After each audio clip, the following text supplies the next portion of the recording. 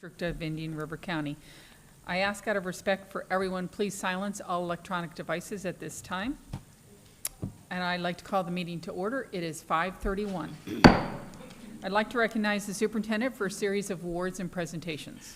Thank you, Madam Chair. We do have a number of presentations tonight with one slight modification, the safety and security recognition, because Mr. Teskey is in training. We're going to push that till next month. So everything else will fall in order. And with that, I'll turn it over to Ms. Maddox. Good evening, everyone, and thank you for being here with us tonight. We have a few very exciting presentations tonight, and we will start off with our Kids Tag Art winner. And before we recognize our winner, I would just like to tell you a little bit about our Kids Tag Art partnership that we have with our tax collector's office. They host an annual Kids Tag Art contest every year where fifth grade students use their artistic talents to create a vanity license plate to purchase by the community. And all proceeds from the tag art sales are donated back to the district for elementary schools in support of arts-related programs. So tonight we have with us Ms. Carol Jean Jordan, our tax collector, and Mr. Ryan Casson, the Director of Public Affairs and Internal Relations, and he is also the Executive Director for the Kids Tag Art. And we have Commissioner Joe Fleschler, who is on the Board of Directors for Kids Tag Art. Would you please join me at the podium?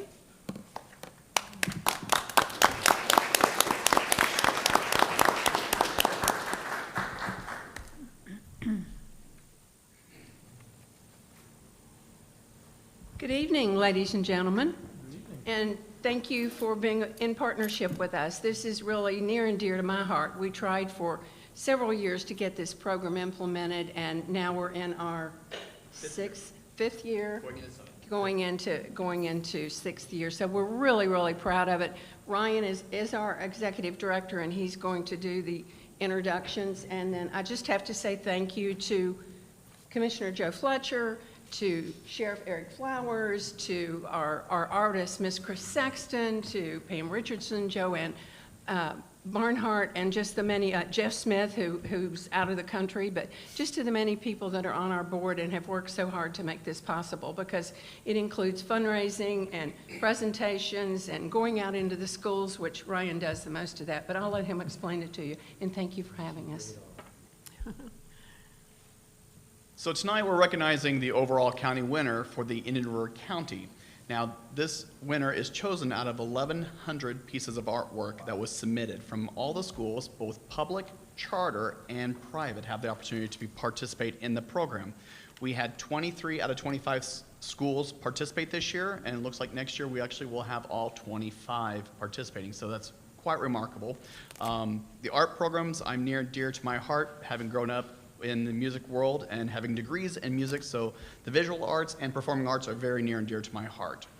So far, since its inception, we have been able to give over $25,000 back in monies and supplies to our elementary art programs here in Indian River County.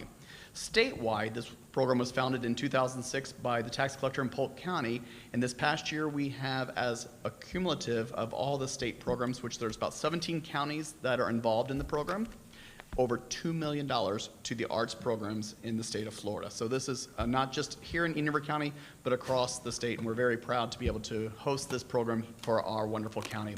So, Kristen, at this point, will you bring up our overall winner? Absolutely. If Deshaun Payton would please come forward.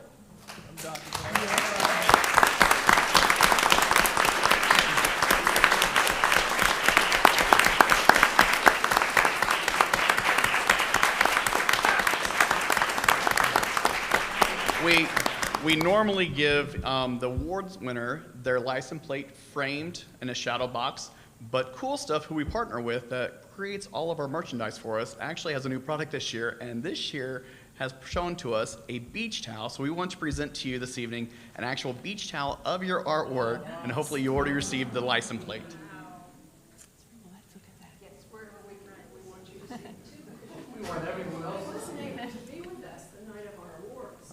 Oh, yeah, we want to see it.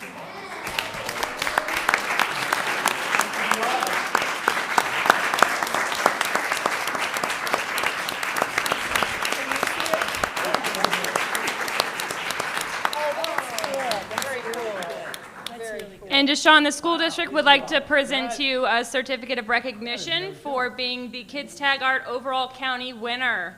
Congratulations.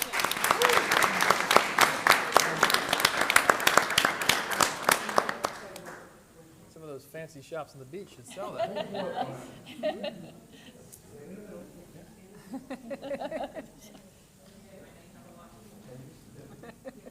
How cool is that?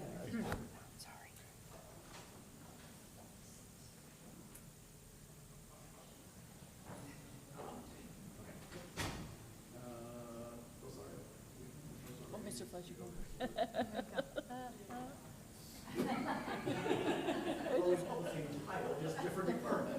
You know, he drew this quicker than this picture. Exactly, properly so.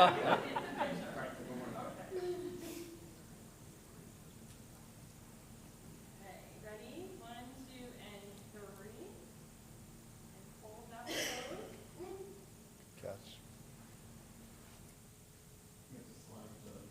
I think your finger might be. He's got a camera block. All right, ready? 1, 2, and 3. All right, congratulations.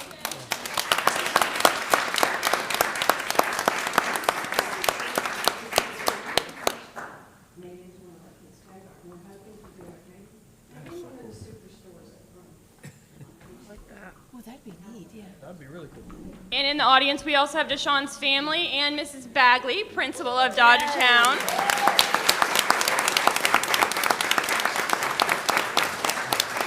Everyone is very proud, and congratulations to Deshaun's family as well for obviously fostering his creative talent. So thank you very much for being here tonight. It's all about the teachers. They're amazing. Absolutely. And the reward is ours because we get the opportunity to see over 1,000 pieces of art that we wouldn't get out and seen otherwise. So Right. it's tremendous to stand out at that level. Yep. 1,000 heads. 1 in 1,000. We are very proud. Okay, we just received word that our second presentation is on her way here. So we are just going to shift a little, and we will go to our Casual for a Cause presentation. For those of you who are not familiar with Casual for a Cause, each month we have a predetermined organization that our students, teachers, and staff members do some fundraising for in exchange for a dress down day at the school. And last month, we did fundraising for Miss Fran's Helping Hands. And unfortunately, Miss Fran cannot be here tonight. She is in a conference in Nashville, but we have Miss Judy Smith here to accept the check on behalf of Miss Fran, our very own Miss Judy Smith. And our students, teachers, and staff members raised a total of $1,582 for Miss Fran's Helping Hands. Yes.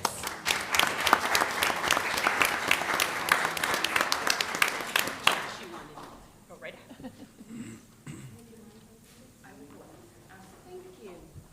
Good evening. I am Judith Walker Smith, and I am a proud member of Miss Fran's Helping Hands of Indian River County. On behalf of Miss Fran's Helping Hands of Indian River County, she does apologize for being unable to attend tonight's event. Her duties as our pastor, my pastor, has taken her to Nashville, Tennessee in preparation for our annual conference. The work that we do through Miss Fran's Helping Hands of Indian River County has proven to families to have been very vital. We are so blessed and fortunate enough to assist. Through the generosity of caring citizens as yourselves, such as yourselves, we thank you. Over the past 3 years, our organization, Miss Fran's Helping Hands of Indian River County, have been able to bless 200 to 250 families. Over these past 3 years, again, Miss Fran's Helping Hands of Indian River County has provided what we pray have been a blessing and a happy Christmas by way of Christmas giving to families. so that no child will wake up on any Christmas morning and not be able to open at least one gift. We also do a back-to-school shoe giveaway, and we do this just prior to the start of each school year, and we pray we will continue to be able to do so. We also have our annual Easter in the Park, which is held in the Gifford Community, Gifford Park, and it is open and welcome to everyone, whether you're a resident of Indian River County or just visiting. We welcome everyone. We graciously and humbly thank the school district of Indian River County, which I am very proud and pleased to say I am a member of for the past 28 years. We thank you, we thank you, we thank you. Staff, students, we graciously thank you, and we accept this check, and we pray it will propel and take us even further. And please consider us again for the upcoming 24-25 school year.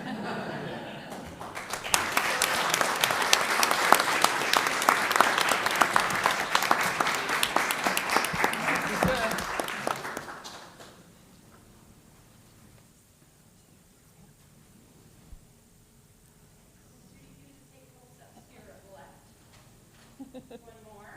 All right, Ms. Bearberg's here right now. See, Ryan, that's good too. All right, ready? 1, 2, and 3. Thank you very much.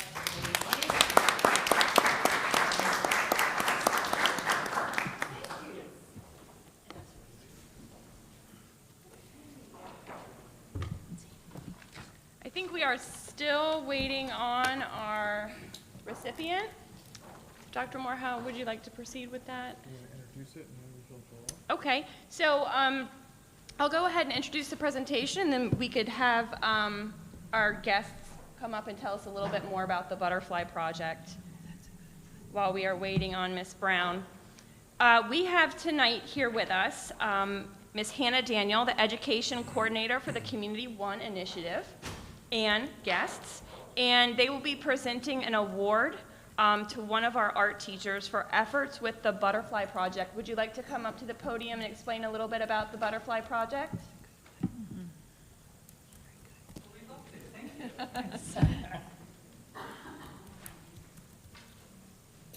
All right, well, thank you all for being here this evening. I prepared a pre-written statement, so I'm going to go ahead and read that and make sure I get that right. Thank you all for coming out here with the weather and everything.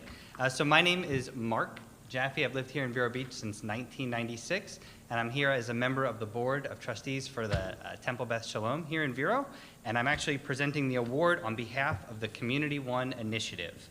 The Community One Initiative is a nonprofit organization committed to bringing impactful Holocaust education programs to our community.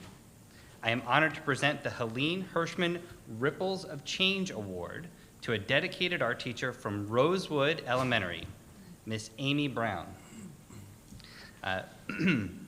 Just as a single pebble thrown into a pond can create ripples that extend far and wide, so too can one person's actions have a profound impact on the world around them. Amy was one of the first School District of Indian River County educators to implement the Butterfly Project, Remembrance and Hope, in her classroom, and since then has been instrumental in ensuring that every elementary school in our district has access to this powerful global memorial initiative. Through her efforts, Amy has played a pivotal role in furthering the Community One Initiative's Holocaust education goals. By learning from the past, we can work to build a better future, and Amy's contributions have been invaluable in this regard. Please join us in congratulating Amy Brown on this well-deserved recognition for her contributions. Her efforts have truly embodied the spirit of the Helene Hirschman Ripples of Change Award for inspiring action through Holocaust studies.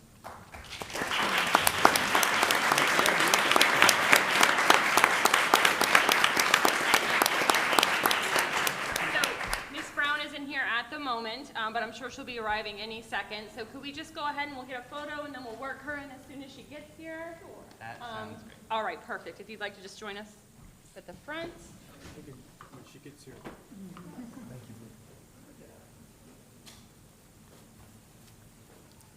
Okay, couple steps to your left, please. All right, ready, 1, 2, and 3. Thank you.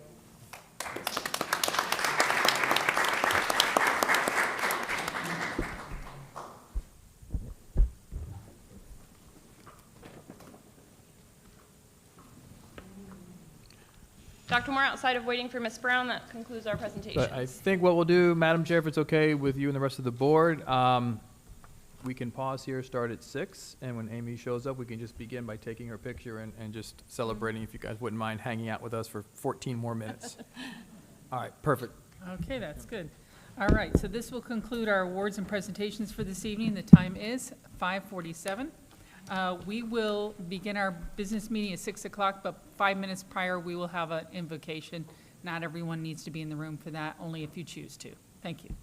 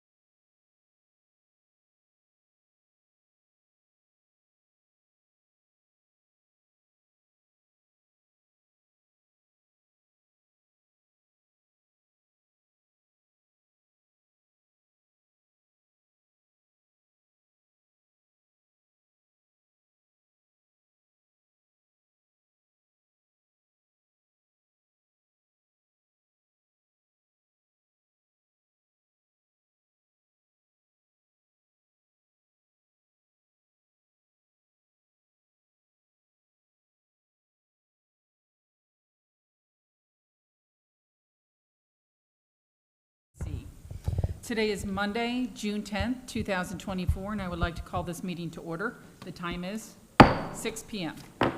I ask out of respect for everyone, please silence all electronic devices at this time. Also, if you have any material you wish to share with any board member, please make sure that you give it to our executive assistant, Mrs. Moray. She's sitting right here. At this time, I'd like to have us call, do we have our ROTC here tonight? No. Okay. All right, please stand for the Pledge of Allegiance. I pledge allegiance to the flag of the United States of America and to the republic for which it stands, one nation, under God, indivisible, with liberty and justice for all. Thank you all.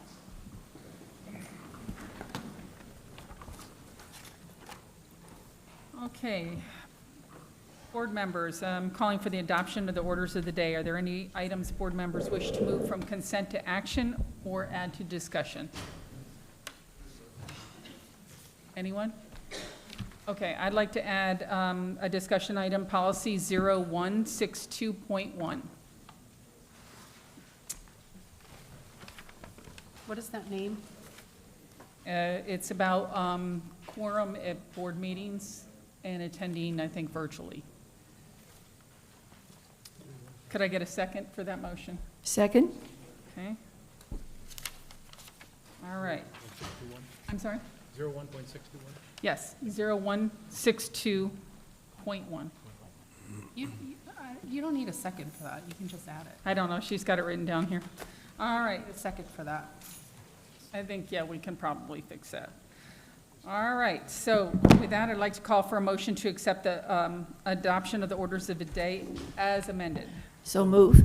Okay, Mr. McDonald, and I'll put Doc Jones as a second. All those in favor say aye. Aye. Anyone opposed? Okay, I will recognize now Dr. Moore for any presentations. I believe we have one. So Amy, on your drive over here, we are hearing all about you, and we are glad that you are here. So I'm going to ask Ms. Maddox to briefly set that up again, and if you all would just say a few more words about Amy for the second time, for the benefit of now all who are watching, we greatly appreciate it. Well, this is awkward, but we're just going to turn this way. So if we could just have our guests please back up to the podium, just to recap what we went over a few minutes ago, and then we'll recognize Ms. Brown. Rehearsal went really well, so. Yeah. All right, very good. Well, that started with a thank you all for being here and braving the weather. My name is Mark. I've lived here since 1996, and I'm here as a board member of Temple Beth Shalom on behalf of the Community One Initiative.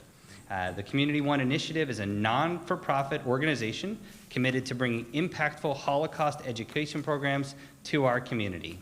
I am honored to present the Helene Hirschman Ripples of Change Award to a dedicated art teacher from Rosewood Elementary, Amy Brown.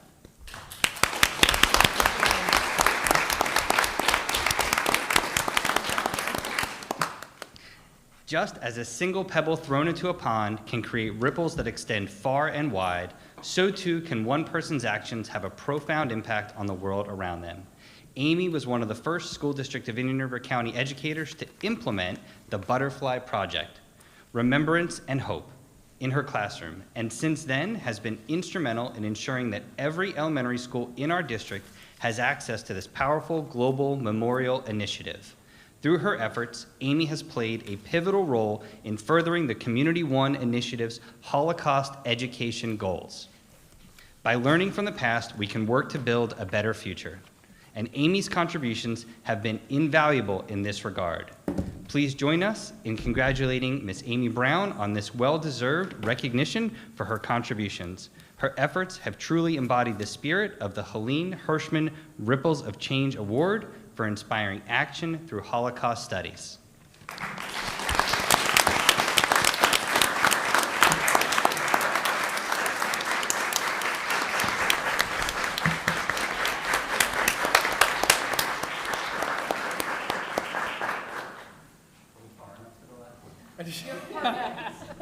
You practiced, and now you know.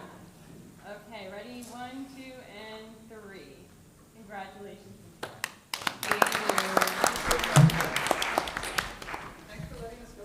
Thank you. Was this different than this one? It's, has your section highlighted. Thank you.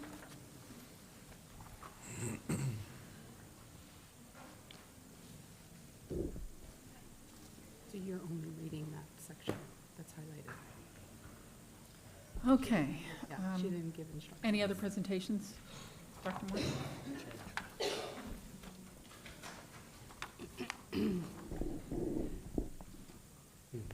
Dr. Moore, No. you have another presentation? Proclamation. Oh, I'm sorry. Thought you were talking about awards. All right, so the presentation, even if you can bring the PowerPoint up. Sam? Yeah, that's you. Yeah, there we go. right. You have a presentation before that. It's a proclamation. That's a proclamation, that's for the board.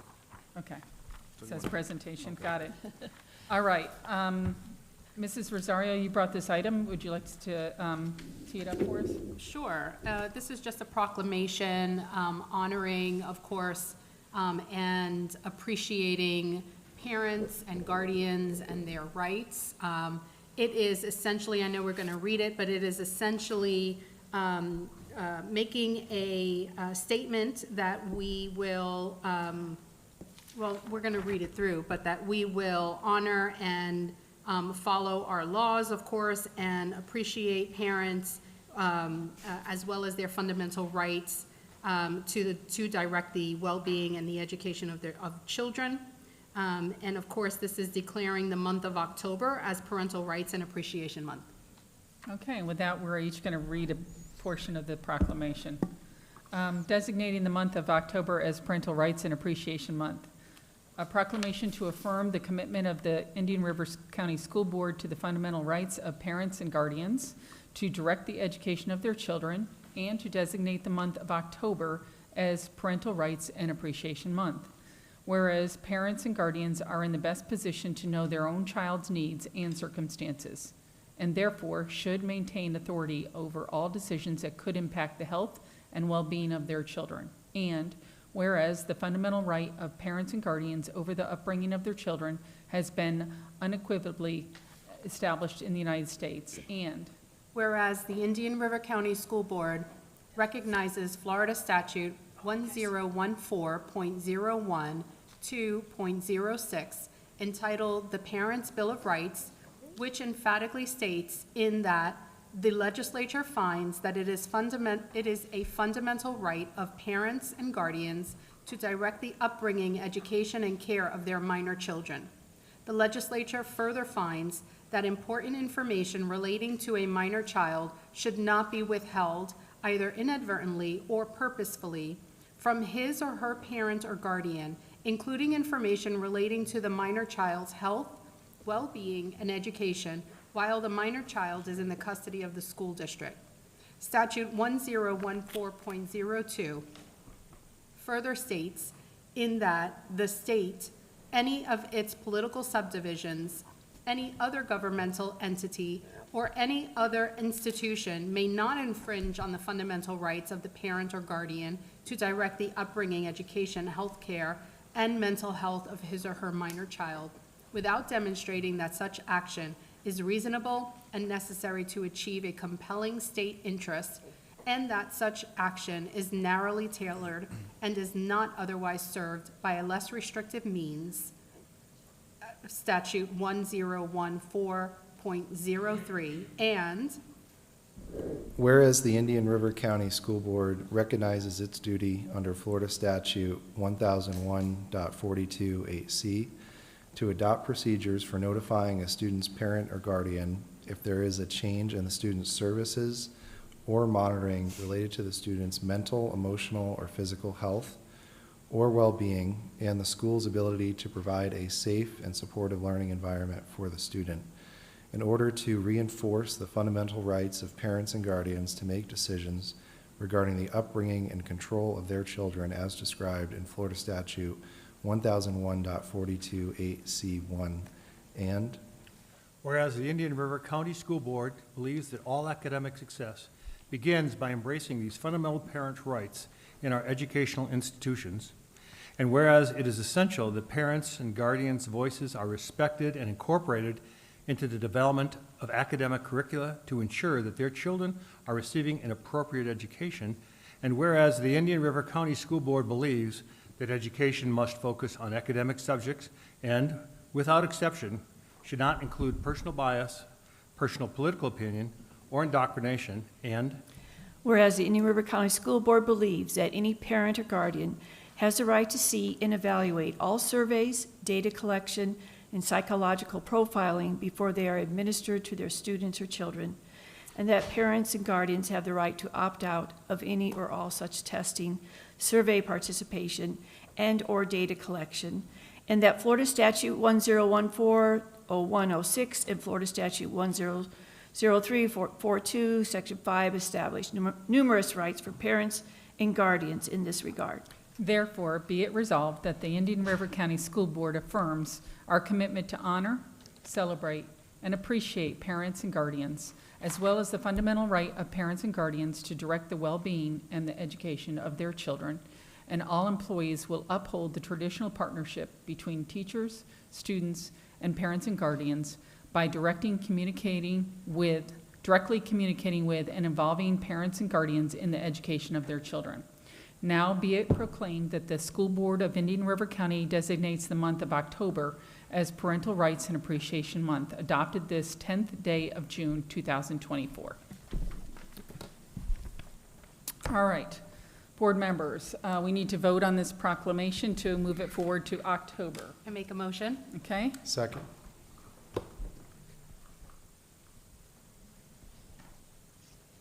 All those in favor say aye. Aye. Aye. Anyone opposed? Okay, carries 5-0. Thank you.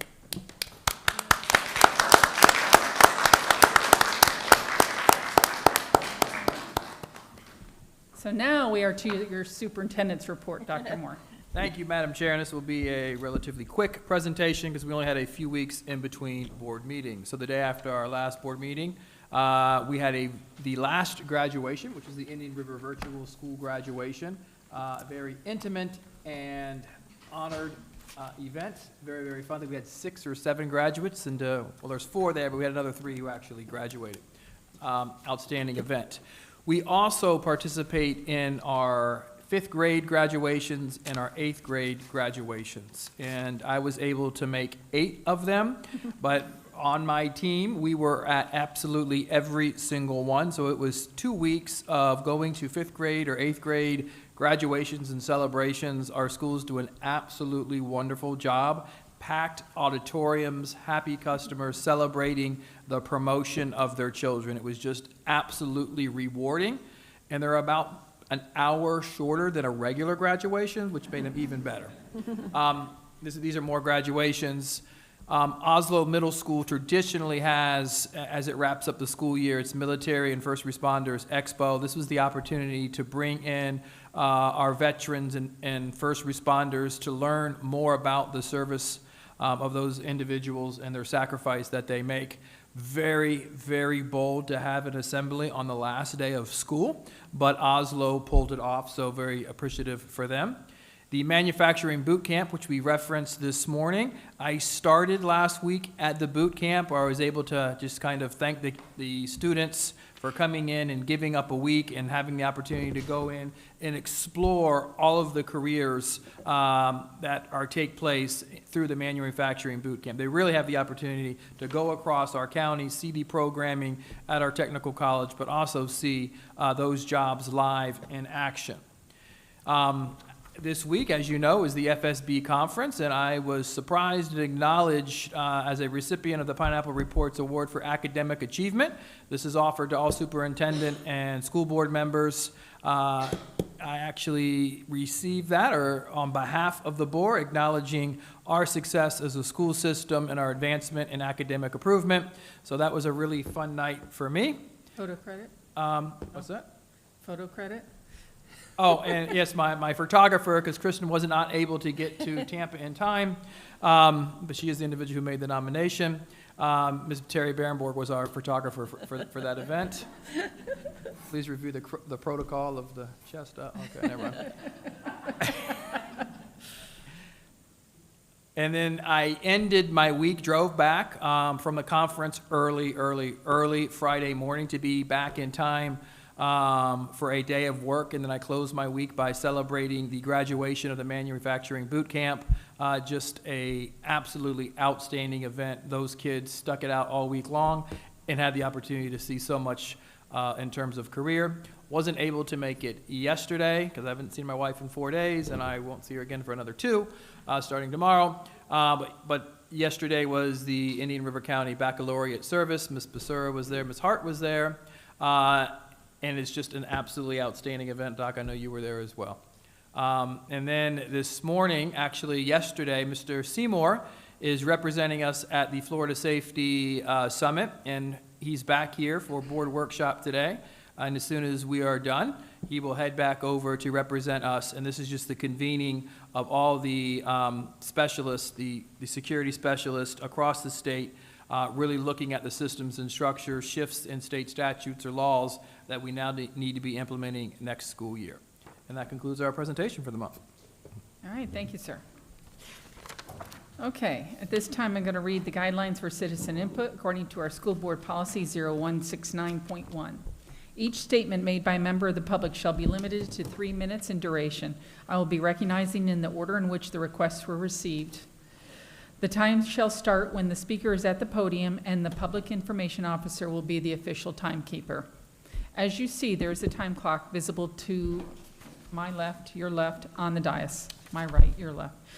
You will hear a beep at the end of your 3 minutes. Each person may speak for up to 3 minutes at the beginning of the business meeting, during citizen input, and as indicated on the order of business, and for up to 3 minutes to each action item according to the action agenda, or during a public hearing, as indicated on the order of business. If a consent item is moved to an action item, then you come up to the podium. You may speak at that time or defer to speak during the presentation of the action item. Persons may only speak once about any given item. The time period may be extended by the presiding officer, and only the individual submitting a speaker form is allowed to address the board. Time may not be yielded to other speakers, please. During the meeting, please refrain from clapping or outbursts of any sort so that we may proceed with dignity and decorum by not infringing on any individual's First Amendment rights. I need to remind everyone to direct all comments to the chair, not to individual board members or the superintendent. Board members may or may not address any citizen input statements at the end of all citizen input comments. As the board members listen to citizens without interruption, citizens are asked to please give the board members the same respect. As per Florida Statute 1001.372, subsection 3, the presiding officer of any district school board may order the removal from a public meeting held by the district school board of any person interfering with the expeditious or orderly process of such meeting, provided such officer is first issued a warning that continued interference with the orderly processes of the meeting will result in your removal. The first warning is for everyone at this time. No personal attacks, please. No inciting and no disrespect. I will be calling you up 2 at a time. The first person will be called to the podium to speak. The second person will be in line to speak after that. On deck. Speakers shall not engage in personal attacks or abusive language. The chair has the right to terminate any speaker's privilege to address the board if this rule is violated. If you have anything to give board members or to the superintendent, please do that through our executive assistant, Mrs. Morey. It is clear that the board has taken action to comply with the law regarding instructional materials, including library books. If you are here to express your opinion regarding HB 1069 on materials in school libraries, we would ask that you visit staff in the lobby to initiate the challenge process. Finally, the school district supports First Amendment rights of speakers and the rights outlined in HB 1069 regarding library materials. As such, some individuals may choose to exercise these rights, which may include reading material with language or content that is not appropriate for all audiences. Knowing this, please make a viewing decision appropriate to you and your family. All right, at this time, we're going to call up the first speaker. And first speaker will be Angela Bowling, and on deck will be Dana King.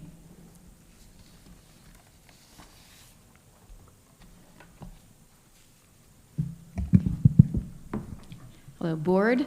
First, I thank you for unanimously agreeing to put the 4-year half-mil property tax on the November 5th ballot pending County Commission approval.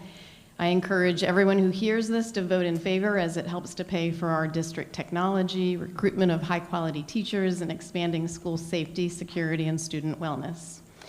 Second, I still believe that an apology to Sebastian River High School teachers and administrators is due from the individual who wrongly accused them multiple times of sitting during national anthems and also claimed that students are not safe left in classrooms alone with the teachers. Third, in light of the State Board of Education's approval on May 29th of the 2024 Social Studies Standards, including the clarification saying that, quote, slaves developed skills which in some instances could be applied for their personal benefit, unquote, I would like to return to the board's attention our local African American history. Last year, my husband provided you a copy of the 5-page History of Gifford, which is an appendix of the 2014 Indian River County Gifford Neighborhood Plan. It can be found on the county website, or I can email or text you a copy. I ask the board to instruct Dr. Moore. As an aside, I do hope the district will continue to be having him as our superintendent for the next 4 years. I ask that you would instruct him to teach this local history to our school children, beginning in elementary school. I'm sure that it's something that Jackie Robinson would approve of. There are also related videos available through our County Historical Society. And for the remainder of my time, I am going to read an excerpt from the History of Gifford. Around 1855, blacks began to settle in this area, sometimes as slaves to white landowners, but also as free settlers working land of their own or on white farms and groves. The Federal Homestead Act of 1862 guaranteed the right to own 160 acres of land as long as the homesteader cultivated at least 5 acres and continued to live on the land at least 5 years. 4 black families were among the earliest homesteaders. The end of the Civil War was also the end of slavery, technically, although southern states, including Florida, could only be readmitted into the Union by banning slavery. Many states enacted the so-called Jim Crow laws designed to restrict the rights of blacks. This and segregation of the races would exist well into the 20th century.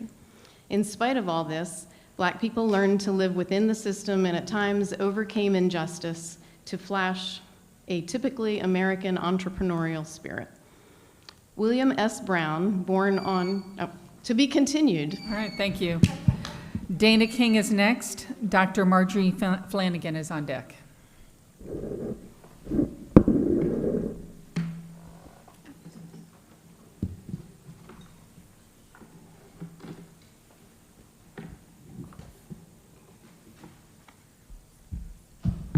sorry?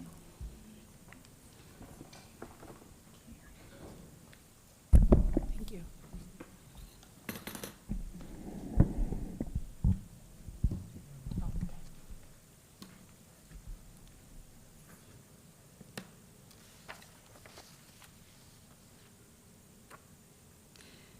Good evening. My name is Dana King. I'd like to continue with Angela's thought regarding the Sebastian High School issue. And I'm wondering, Chair, what is the protocol when a colleague who is a state officer violates the standards of ethical conduct for board members by lying, intentionally exposing students to unnecessary embarrassment or disparagement, which a board member here did not only in the last board meeting, but the meeting before. In the last meeting, I asked that the board member be censured. It wasn't a rhetorical question. I would like to know the board's intention in terms of accountability when someone crosses an ethical line, such as what happened in the last board meeting and the board meeting before. I would also like to encourage that the community, the school, the staff, the students, the administrators be given a sincere apology for misrepresenting the truth. You've been handed information from Early Childhood Research Quarterly, and I would like to discuss the concept of representation.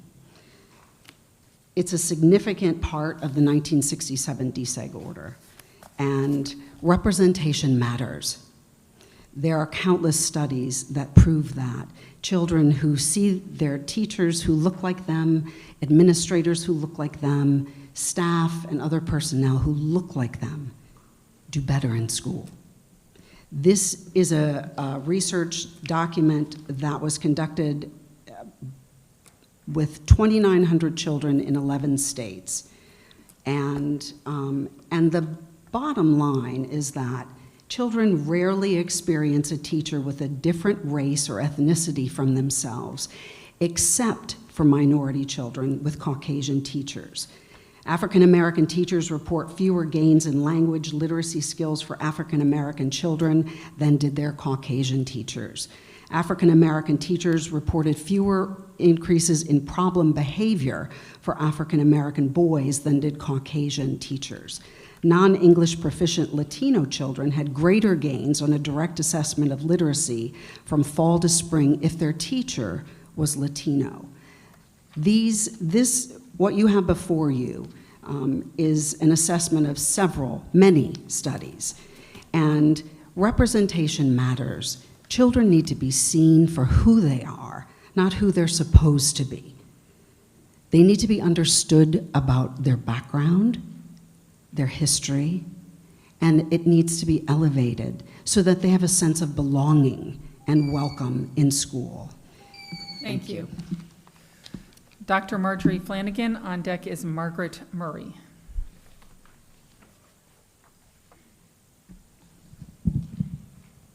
Good evening. I'm Dr. Margie Flanagan, Chair of Education Champions, Advocates for Public Education. We applaud Dr. Moore and his team, thank you, for their accomplishments over the past several years. We are here tonight to urge the board to focus on the real issues facing IRC schools rather than the divisive, time-wasting proclamations and discussions that distract from the goal of educating students. Having attended Florida public schools and working in education access and higher ed for the past 40 years, I've found public education provides an excellent foundation for building careers and preparing students for higher ed. Indeed, many of you here attended public schools, and I'm sure you'd all agree that you turned out pretty well. And despite our public education upbringings, we don't all think alike and are not brainwashed nor indoctrinated, as some government leaders and others would have us believe. So why is the system that produced us now under attack? Why has the focus shifted from students and education to book removals, criticizing dedicated teachers, and other manufactured culture war issues? We are better than that, and education champions contend that that is not who we are in Indian River County. While many of the issues facing public education today are products of forces beyond our county borders, there's still much we can do on the local level to ensure that we retain our A ranking and elevate all county schools to A level. Dr. Moore and his team are trying to do just that, but certain board members and one vocal group in particular are creating purposeful divisions and roadblocks to accomplishing that goal. Again, that is not who we are. IRC Schools has enjoyed tremendous direct community support, as well as ancillary programs to strengthen education. Excellent examples include the Learning Alliance and Moonshot program, Gifford Youth Orchestra, after-school programs, Treasure Coast Girls Coalition, Environmental Learning Center, and many more, funded by local contributions of citizens committed to furthering our children's education. Our board's focus must be on positive, student-enriching initiatives and constructive policies that encourage excellence in our students and schools rather than negative, distracting, non-productive grandstanding that angers, alienates, and divides us. Education champions believe our district motto, stronger together. That is who we are in Indian River County. Thank you. Thank you. Margaret Murray is next. Susan Stoller is on deck.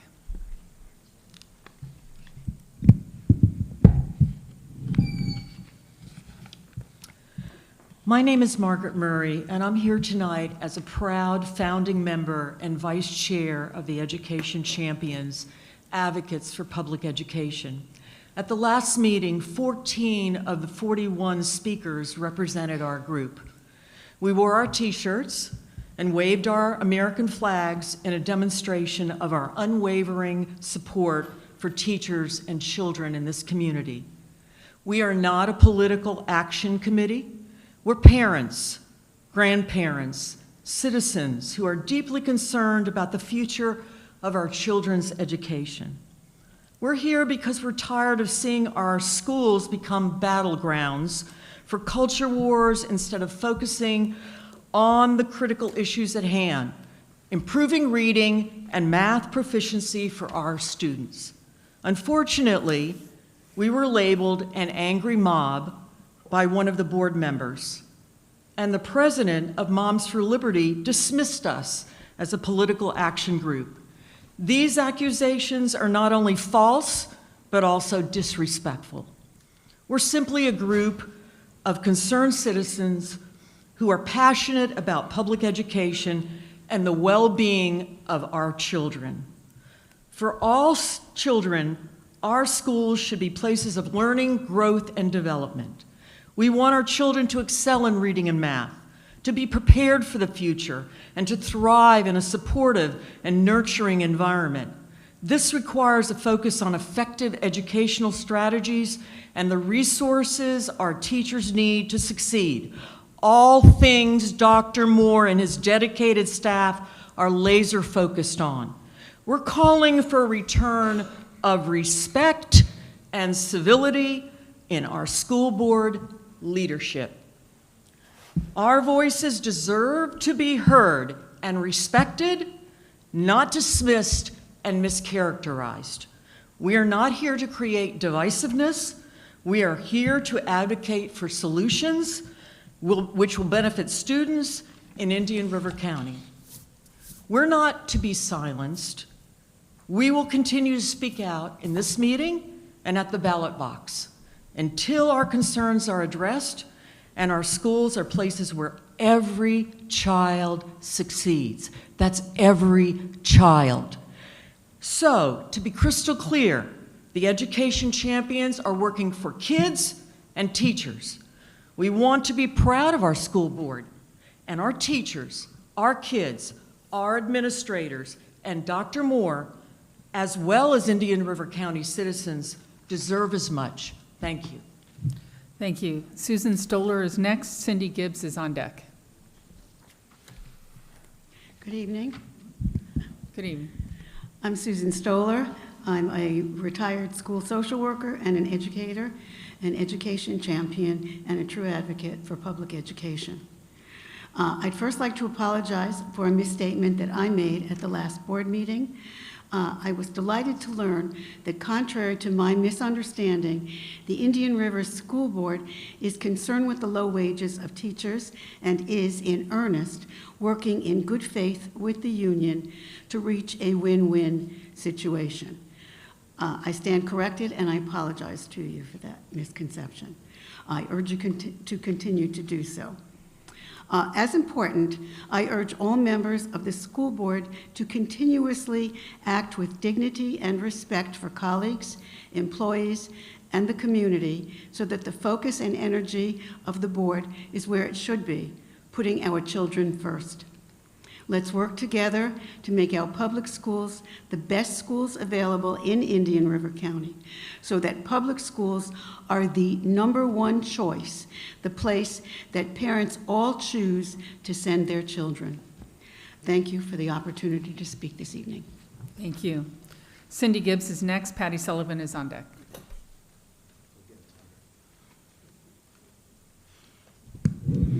Good evening, I'm Cindy Gibbs. I'm a parent of a freshman and a senior at Sebastian River High School. They're right back there, the two beautiful redheads. We're already back at it.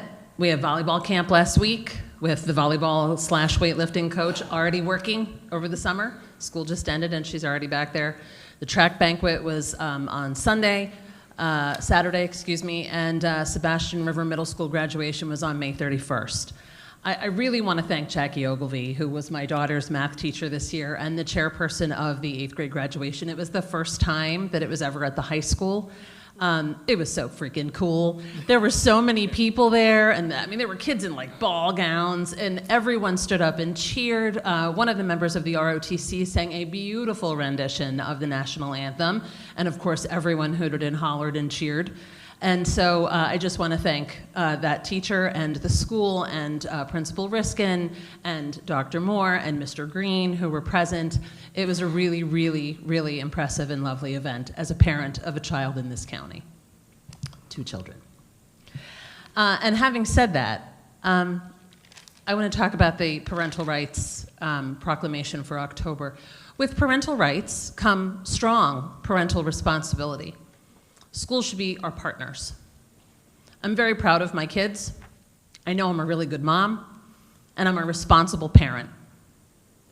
But I also know that I'm not always right, and that sometimes I have to rely on the expertise of the other adults in my children's life. That includes teachers and principals, the administrators, the school board, their doctors, and every other person that they come across, because we're not going to agree all the time. But we have to work together. And if I show up at school every time demanding it to be my way and I'm wrong, what is that doing for my children? Except teaching them that being the squeaky wheel gets the grease, and what happens when you're wrong? Whose fault is it then? Thank you for your time.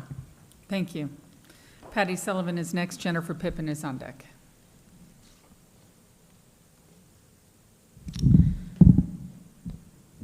Good evening. My name is Patty Sullivan. My husband and I live here in Indian River County. We raised our daughter here, and we love our community. I'm also the state coordinator for Parental Rights Florida and a national board member for Parental Rights Foundation. In 2012, long before the issue became popular, right here in this county, my husband and I began to advocate for parental rights that would formally acknowledge and put into statute here in Florida a clear understanding that parental rights are a fundamental right. And with the help of a great representative, now Senator Grahl, that pursuit became a reality, and history in our state was made when the Parents' Bill of Rights, which you referred to tonight as 1014, passed in 2021. The Parents' Bill of Rights is not just a piece of legislation. It's a powerful affirmation of parents' crucial role in their children's lives. It's a shield that protects parental rights and helps parents make decisions about their children's upbringing, their education, and their well-being. It's a testament to the belief that parents are the primary and most important decision makers in their children's lives.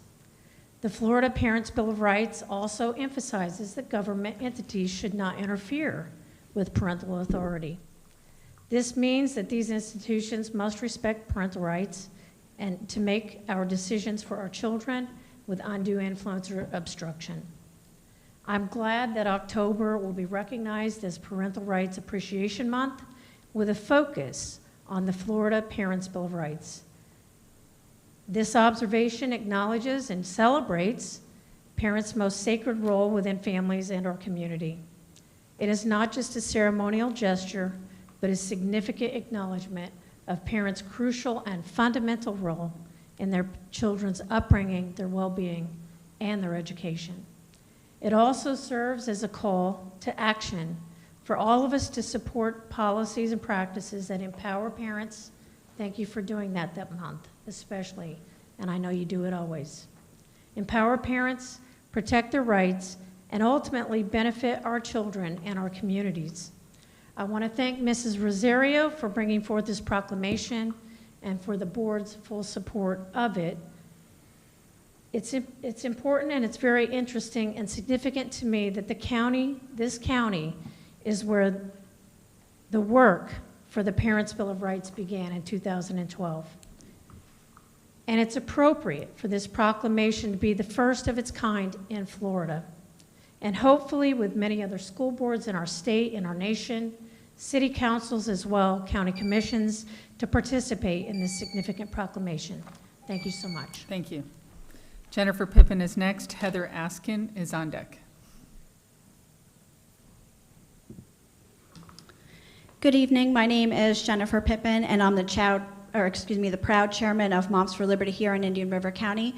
I first wanted to thank the district for a wonderful school year and graduation. Although it wasn't perfect, I think looking at the last school year compared to years past, it's been a lot better as far as the code of conduct and everything that you guys discussed in your superintendent workshop. Really come a long way in the past couple of years under the direction of Dr. Moore. I also wanted to bring to your attention that we are very proud that the Parental Rights Proclamation was read today and is going to be representing our district. It's something very special when you have something in law and you take that additional step to put parental rights first. And I think doing the proclamation today was absolutely outstanding, and I thank the board for that. I also wanted to let you guys know that in watching the superintendent's workshop today, I know you guys mentioned a lot about the code of conduct and brought up, cell phone policies and bullying policies and everything. Moms for Liberty had a hand in that in serving on the committee. So I thank you guys for following that code of conduct and approving that code of conduct. And again, one of those very many things that have just improved over the past couple of years, seeing the videos years ago of, fights and things like that happening, it's decreased significantly, and that is from getting, parental input and citizen input through the code of conduct. We're also excited about the new Magnet Classical School, and thank you for the constant reminder that it is not a religious school and debunking all of the lies and misinformation that is coming from some of the public, so thank you for that.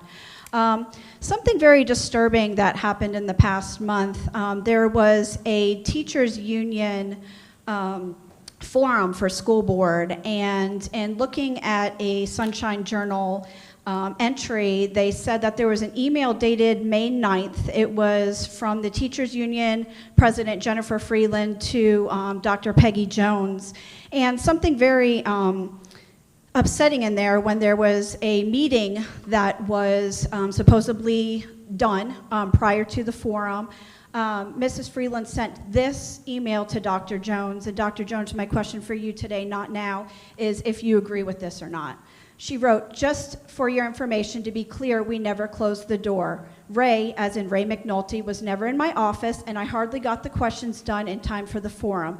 He is such an ass." And she was referring to Thomas Kenny, who was the journalist who asked if this meeting happened after someone brought this forth. And according to this email, the meeting did happen. So my question is, how is your feelings on this? Thank you, board. Have a great day. Heather Askin is next. Michael Marsh is on deck.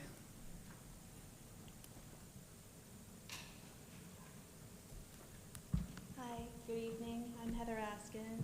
I'd like to say I'm a retired... Can you put the microphone up a little bit? There you go. I'm Heather Askin. I'd like to refer to myself as a retired English as a second language teacher.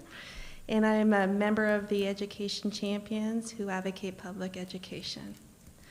I'm so impressed with the plans of the STEAM curriculum for Dodgertown that's aimed for August 2024, and how Indian River County can be on the cutting edge. The review of the survey results was split between STEAM and the classical model.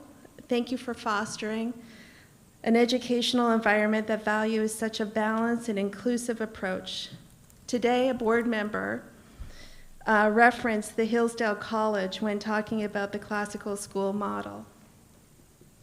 Most people associate Hillsdale with a Christian-based classical model. Even if the Hillsdale has a non-Christian model, this is not how people normally construe it. So why continue referring to it as Hillsdale? I thank Dr. Moore for stressing that this new classical education model will not be faith-based. I'd like to humbly ask if board members would refrain from mentioning Hillsdale in accordance to our new magnet school, thus clarifying our goal for it to be a non-faith-based classical model. Thank you. Thank you. Michael Marsh is next. Anthony Brown is on deck. I have a handout real quick, Madam Chair.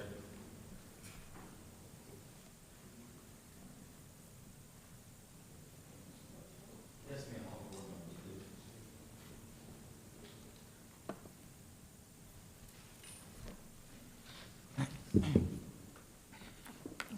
Oh, I didn't have an extra one. It's only for the board. Oh. Sorry, Attorney Shattuck. Ran out of ink. It's expensive.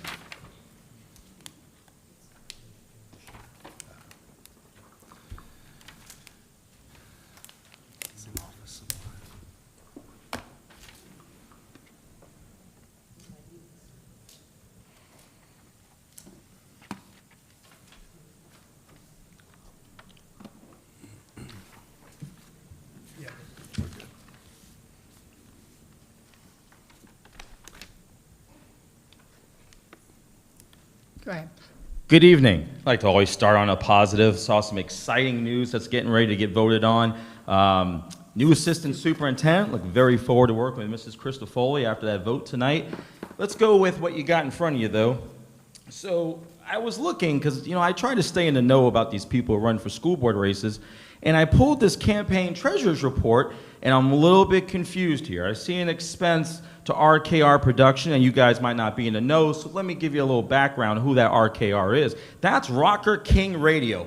Unfortunately, Mr. Kenny and the Sunshine Urinal is not here tonight. However, there was funds that went to this particular individual. Now, you guys have read this journal. I'm sure you saw all of the horrible things that have been said through the chair about our chair and amazing vice chair. So is this a paid to play? Is the director of communications of Moms for Liberty getting paid to create these horrible stories? I just want to know. I look forward to hearing back about that. Citizen input. Well, I'm so proud that apparently we had to change a policy, all thanks to me. However, we have a little problem here.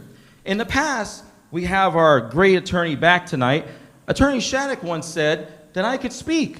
And so if we look at this policy and we tried to change it, and I believe the day-to-day operations is the superintendent's job. However, at least until August, if you do this, that's a problem. Because if a board member brings up any topic, let's say, I don't know, going after that poor Gifford mascot again, we, the community, will not be able to speak on it. That's a problem. So board, we should not be changing citizen input. What's the problem with we, the people, speaking? Now, if you do that, you just don't take my speech. You take Mr. Kenny's too. That's not good. Again, we yet to hear about what we're going to do with those poor Sebastian Sharks. We wait eagerly through the chair to hear from board member Jean Posca on that one. Did we give up on replacing the chair and the vice chair? Because I came a couple months. Are we still doing that? Because if we start now, we might be able to do it, because August, this board may look a little different. Like I said, I like to start on a positive and end on a positive. My beautiful daughter, I always tell you about my beautiful interracial queens. We got a new principal, Dr. Moore. I am looking so forward through the chair. When you vote tonight for Mr. Morgan, you're voting for someone who picks up the phone and says, Mr. Marsh, I'm sorry that we failed you and your daughter for our IEP accommodations, but we're going to get it right now. That's what that principal said to me. The LEA said to me. So I am very proud. Now, as a middle school fellow, a couple points short of that A, I promise you, Dr. Moore, we're going to be an A. Those Wildcats next year, with my help, we're going to be an A. When you have people like Mrs. Burson that goes above and beyond as a guidance counselor, beyond what she's supposed to be doing to make sure those beautiful interracial queens not only try out for chair, but become the chair captain. Those are some of those amazing human beings. Good night, board. Welcome back, Attorney Shattuck. Hey, Anthony Brown is next. Kevin Browning is on deck. Good evening, board. As I watched today's workshop, I was appalled, I was angry, I was saddened, especially when it was relative to your magnet STEM classical school. I only found out about it through the wind, even though I'm the president of the local branch of the NAACP, which we're on the desegregation order. But going deeper, the 828 people, who were they? Did you go into the Gifford community? Did you go into the parents of those students at Gifford, at Dodgertown Elementary? Where did they come from? No one knows. Then the insult that Dodgertown had a bad reputation. Where did you get that from? Those teachers who sat there and say, oh, you're in the ghetto, you're in the hood, you don't need your children there. Is this where this comes from? Gifford, oh, we're going to do Jackie Robinson. Our children of today don't give a hoot about no Jackie Robinson. If you're going to use Jackie Robinson, that's a side dish, that's an entree, that's an appetizer. You get these kids interested in something that's relevant to them in their world, and then you can feed them other stuff. And by the way, you're going to change it to Jackie Robinson? How many of you know what the original name of Dodgertown was? Only 2 of you. Clemens Elementary. If you're going to give it back, give us back Clemens Elementary when it was a black school, when it was started and I was a youth. We had 4 African-American schools in this district. It appears that every time something is to be done, it's done to Dodgertown or Gifford Middle. We can't even get our mascot back unless there's an irate individual who don't want us to do it. We need to stop this foolishness and go back to education. You say classical school, and I heard somebody say it's relative to this and that. You can use a classical school and hide it on the stem or anything you want, a magnet. But you don't want to teach black history, but you want to teach religious history. Which is more relevant to me and my children is black history, from whom we come from, what we are, who we are. And Frederick Douglass said, man cannot have a future if he does not know his past. Our past is being watered down, thrown in the garbage, and now we're being fed something. Oh, by the way, at Dodgertown, it's a sports school. So I guess kids of color cannot be rocket scientists, cannot be neurosurgeons. They always have to be gladiators. They always have to be athletes. Remove that component and stop stigmatizing black and brown children. Thank you. Okay, Kevin Browning is next. Edward Holmes is on deck. Good evening, Chair, Chair Barrenborg, board members, Mr. Superintendent. According to the report a few minutes ago at the beginning, there's lots of good stuff going on. Very good to hear. So we hope this evening that the policy of changing the chair and vice chair remains as it has been for years in November after the election. Right quick, excellent, no personal attacks. That's good because we have been noticing digs on teachers at schools like Sebastian High School the last couple of meetings, and hopefully no dog whistle community digs at Gifford Middle, at Dodgertown having a bad reputation, or Gifford Middle or Dodgertown. As Mr. Brown asked which community members were spoken to, I think if you're going to do something in a community, there should be some kind of community forum and a listening session, but I don't know. Maybe you had that already and nobody knew about it. Speaking of parental rights, let's hope that the parents have the right to opt out of having to listen to the offensive portion of teaching that says slavery was beneficial to African Americans, or that violence was perpetuated by blacks in Ocoee, Florida, where people just tried to register to vote and were killed.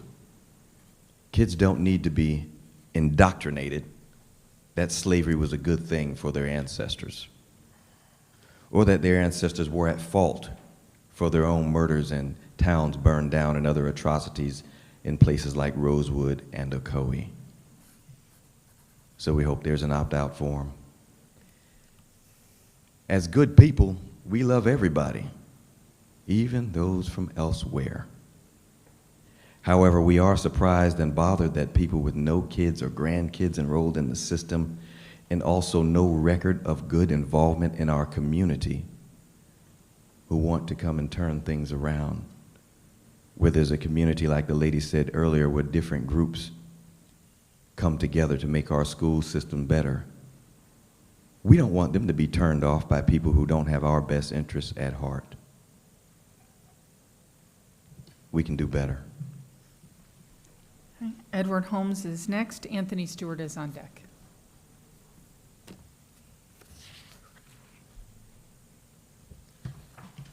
My name is Edward Holmes.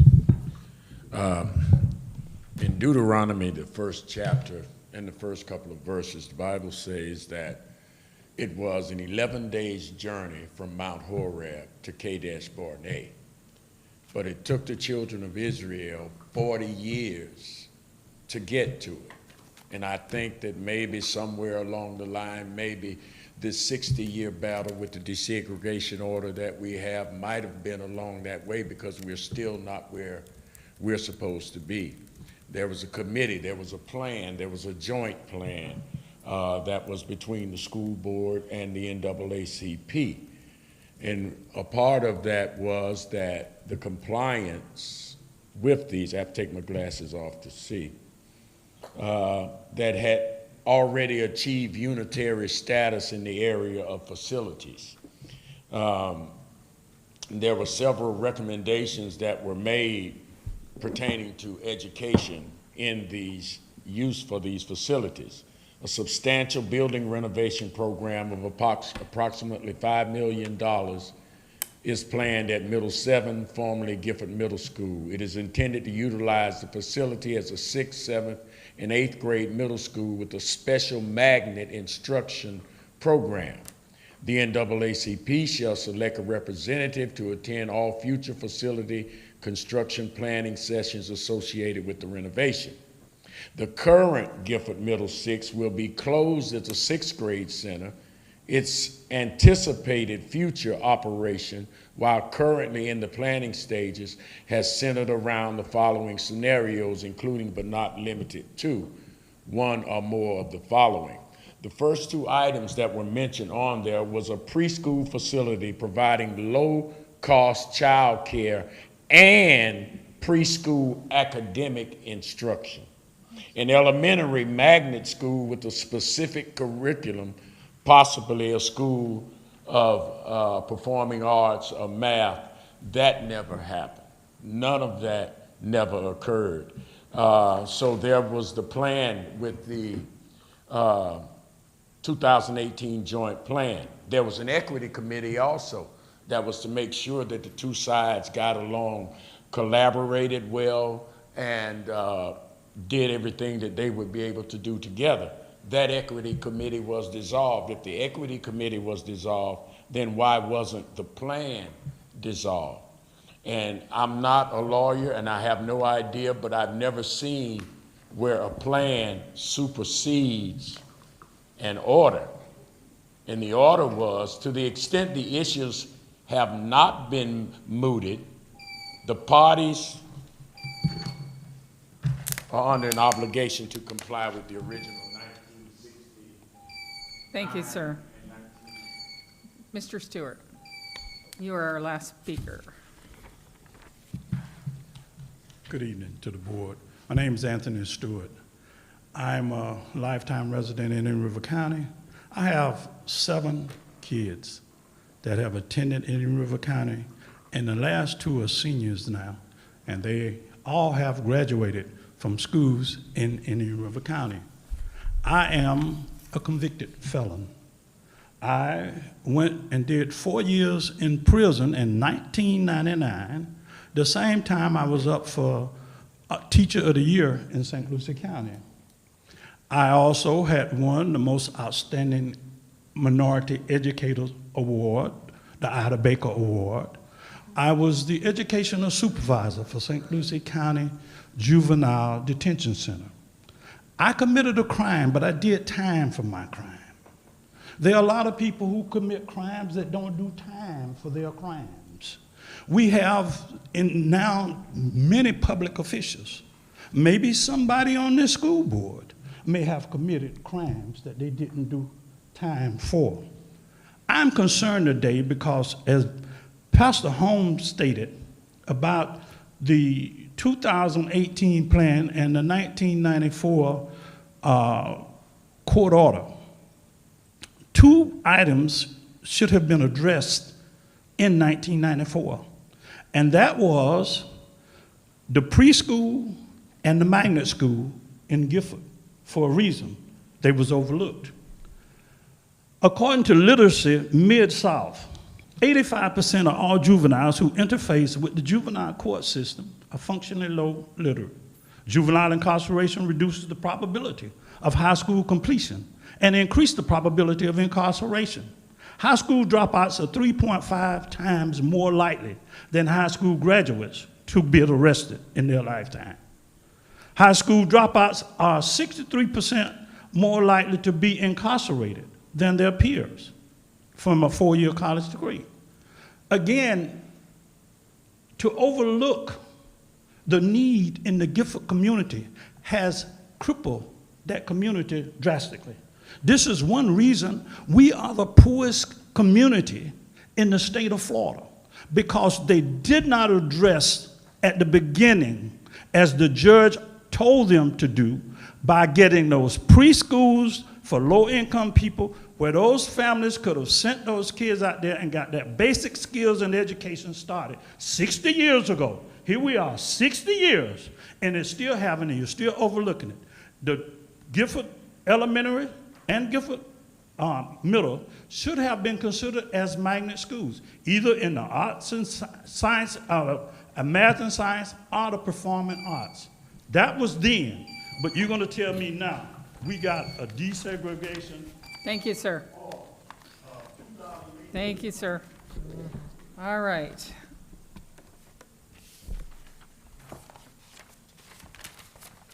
We are to our consent agenda. Madam Chair. Oh, sorry. feedback. Oh, I'm sorry.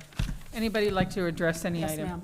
Okay. First of all, Dr. Moore, do you want to address anything?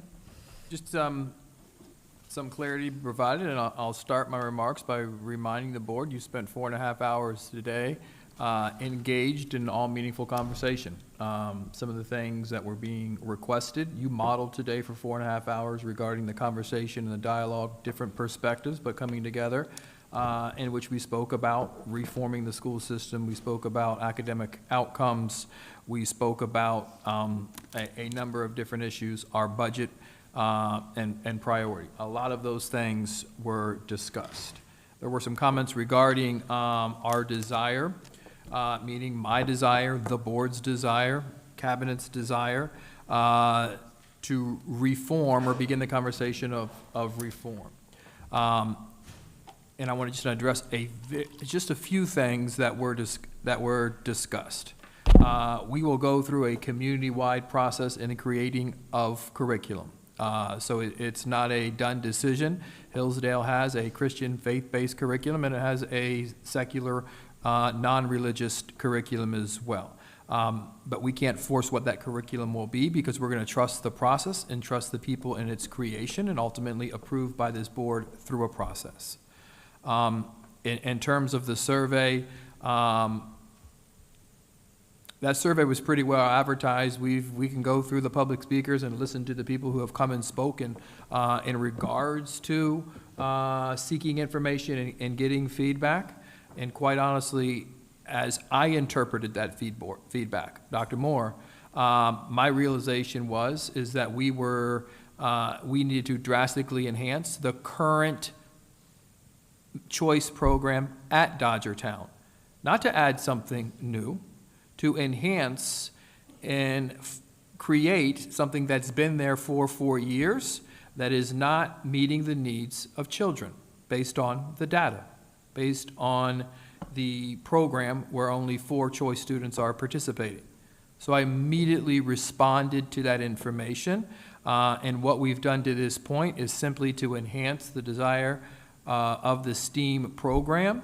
And if you listen to what the board said, the conclusion was to trust the process, to go through and look at and meet with different folks in the community, speak with Jackie Robinson Stadium, collect that information, do a thoughtful process, and come back in October. There were not decisions made regarding a name, but there is an opportunity to enhance programming and services, to ensure that it is a quality school that everybody would want to go to, and who would not want that. I think that summarizes the responses that I wanted to make. Okay, Ms. Rosario.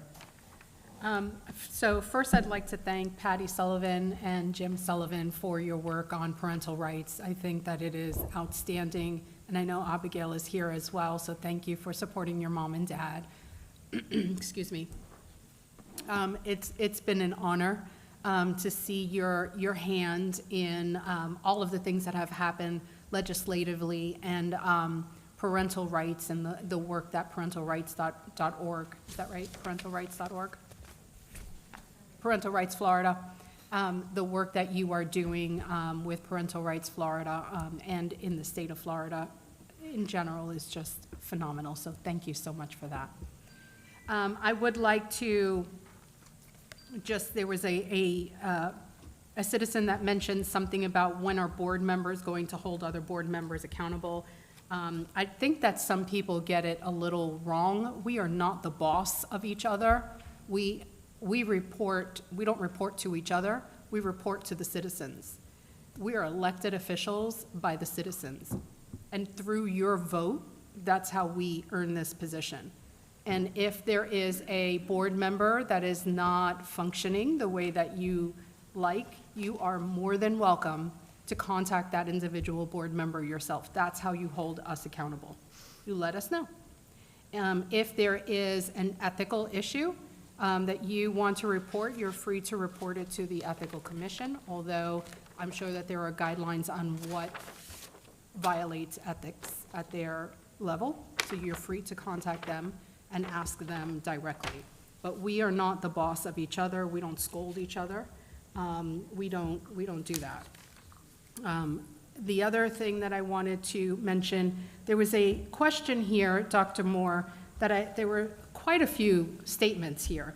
I want to just first begin by asking you, are you planning on going anywhere? So my wife is watching, so honey, no. So you're not planning on leaving, correct? That is correct. All right, because there were a few comments that kind of suggested that either you were leaving or we were getting rid of you, and neither of which I was aware of. So I just think that we need to set the record straight there, because the rumor everywhere but here is that exactly that. Either we're getting rid of you or you're leaving, and that doesn't seem to be, certainly not on my radar. I don't hold my tongue. But there was another comment about proclamations being a waste of time. Interesting, because every single proclamation, with the exception of tonight's proclamation, came from the superintendent. So Dr. Moore, did you realize that you were wasting our time with all the proclamations that you brought to us month after month after month throughout the years since you've been here? That's rhetorical. You really don't have to answer that. Because I just think that that comment was was not true. Dr. Moore, are our schools battlegrounds for culture wars? Through the chair, I couldn't be any prouder of the work that we do at our school sites. Yes, there's always going to be opportunities for improvement, but in terms of creating a culture, and as you all know, it was a key initiative for me to, over the last several years, enhance the culture, not only at this district, but across the entire system. And I say it all the time. If you were to look in schools or in this office on a weekly basis, we have created a culture in which we push, we have a lot of fun, and we work really, really, really, really hard. And we all keep timers in our office. You're in my office all the time. That timer is to say, are you talking about the things that absolutely matter the most? And well, I'll give you a minute. But after that, we're going to talk about how we as a system improve quality instruction for our children. So I take that as a no. Our schools are not battlegrounds for culture wars. Yes? No? No, they're not. We're focusing on instruction. Okay. Are our schools places of learning in nurturing environments with reading, math, science, social studies, and beyond? I think I just answered that question in my previous So that's a yes. long-winded statement. I think there are some perceptions about the work that you do, Dr. Moore, and I'd just like to make it clear, Dr. Moore doesn't work in silos. You know, he doesn't run this district separate and apart from the school board.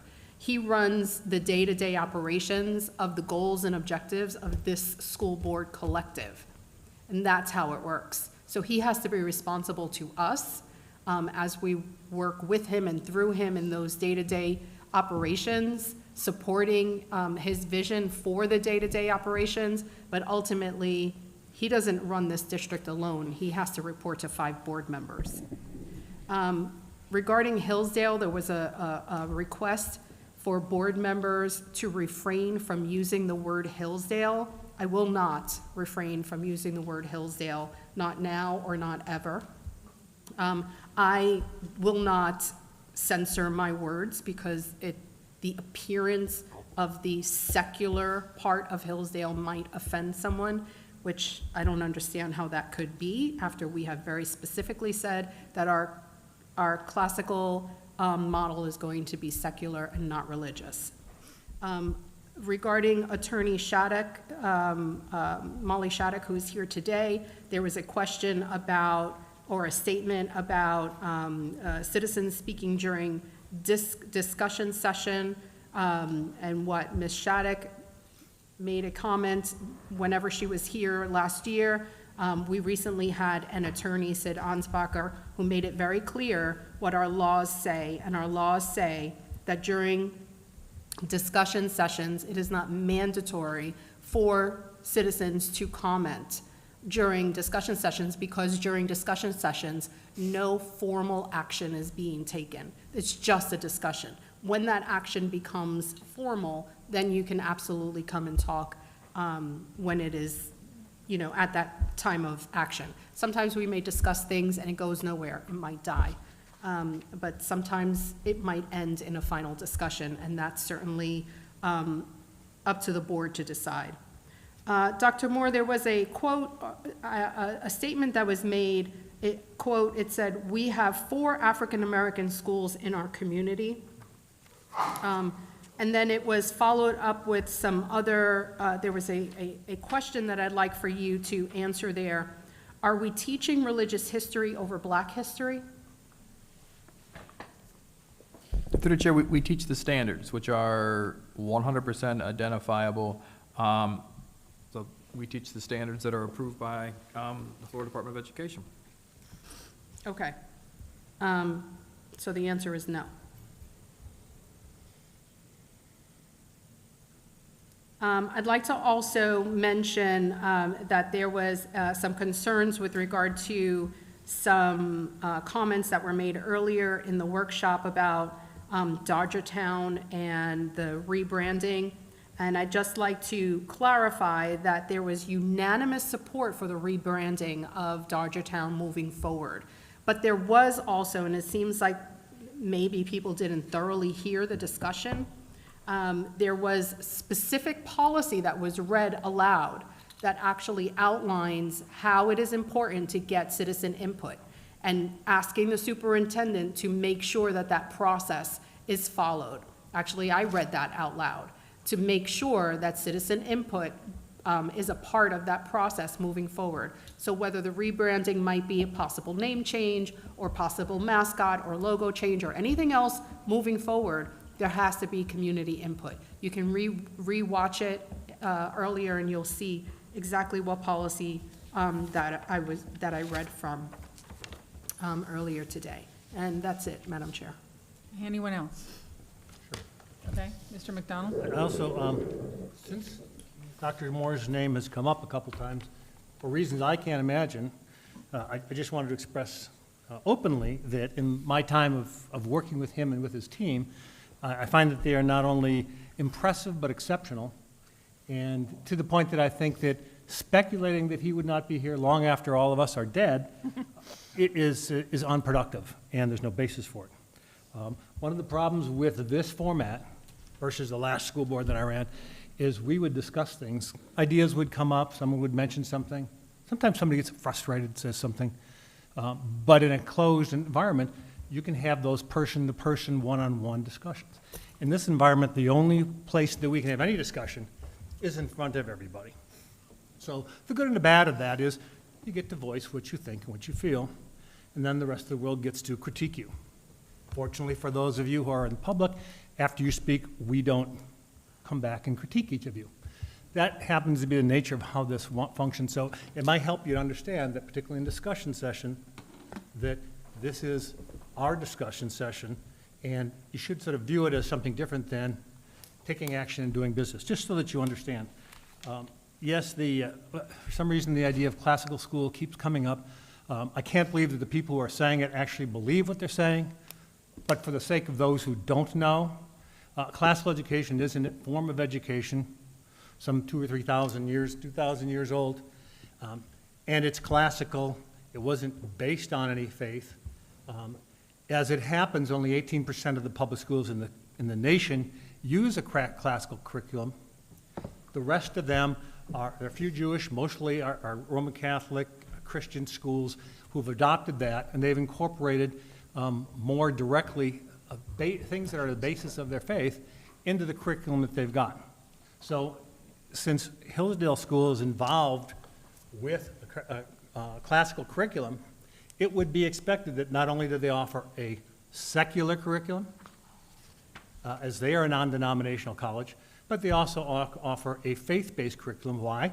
Because almost all of the people that want and use this curriculum are faith-based. So it's not abnormal for them to offer both, but they do offer both. They offer a non-denominational or a secular curriculum for those who want to have it. Just for people who don't know Hillsdale as a dog whistle, it was founded in 1844. It was the second educational institution to admit women from the year that they were founded. It was founded and has always been non-denominational. It's considered possibly the top in its class in liberal arts colleges.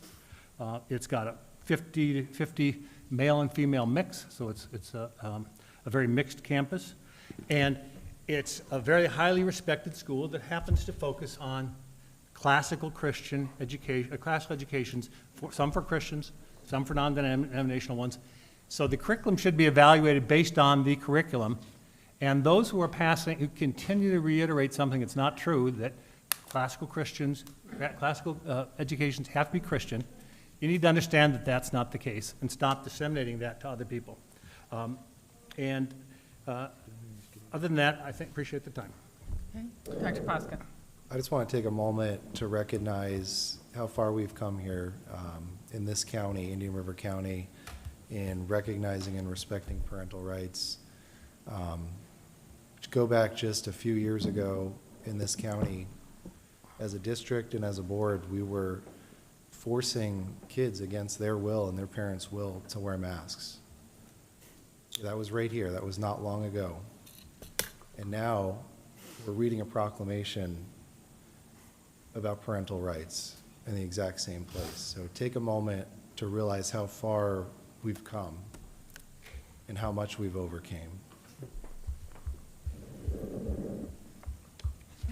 Doc? First of all, thank you to everyone speaking. I really appreciate everyone's support of this public school system. I stand by the letter I wrote August 1st, 2023 to the commissioner regarding the clarification on a standard. Instruction includes how slaves develop skills which in some instances could be applied for their personal benefit. I also sent that same letter to the governor. And I know it was mentioned here, but I will also remind parents as this comes up in the fall, a parent can withhold their child from any portion of a curriculum if they believe such material is harmful. That is in the law. So when they come into the beginning of this next school year, I will remind parents of that again. When we talk about parental rights here today, it was added that one thing I really want to do is make sure that our parents we appreciate our parents. What you see on a regular basis in our schools, parents volunteering, the Booster Club parents, those serving on the School Advisory Council, those on the athletic boosters, the band boosters, everything. And some just going in every day to help elementary teachers or middle school or high school teachers with running off things and so forth. But I don't think we've ever captured that. I know the schools do. The schools do a good job of recognizing their volunteers as parents, but making this parental rights and appreciation, I think, is crucial.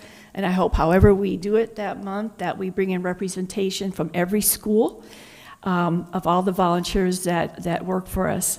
I don't know if we still continue to total those volunteer hours, but they are enormous as a former band parent and what these band parents do on a regular basis. with the football boosters, everything. It's hours upon hours. And because of them, we can become even better. One thing I'm going to be visiting is the Gifted program that came out of parents at the ESE meetings, Dr. Moore, if you remember, and let's get back to the Gifted program and what can we do there. The parent positive force is what we need to recognize. And a couple times I heard mention about pre-K. I brought that up today.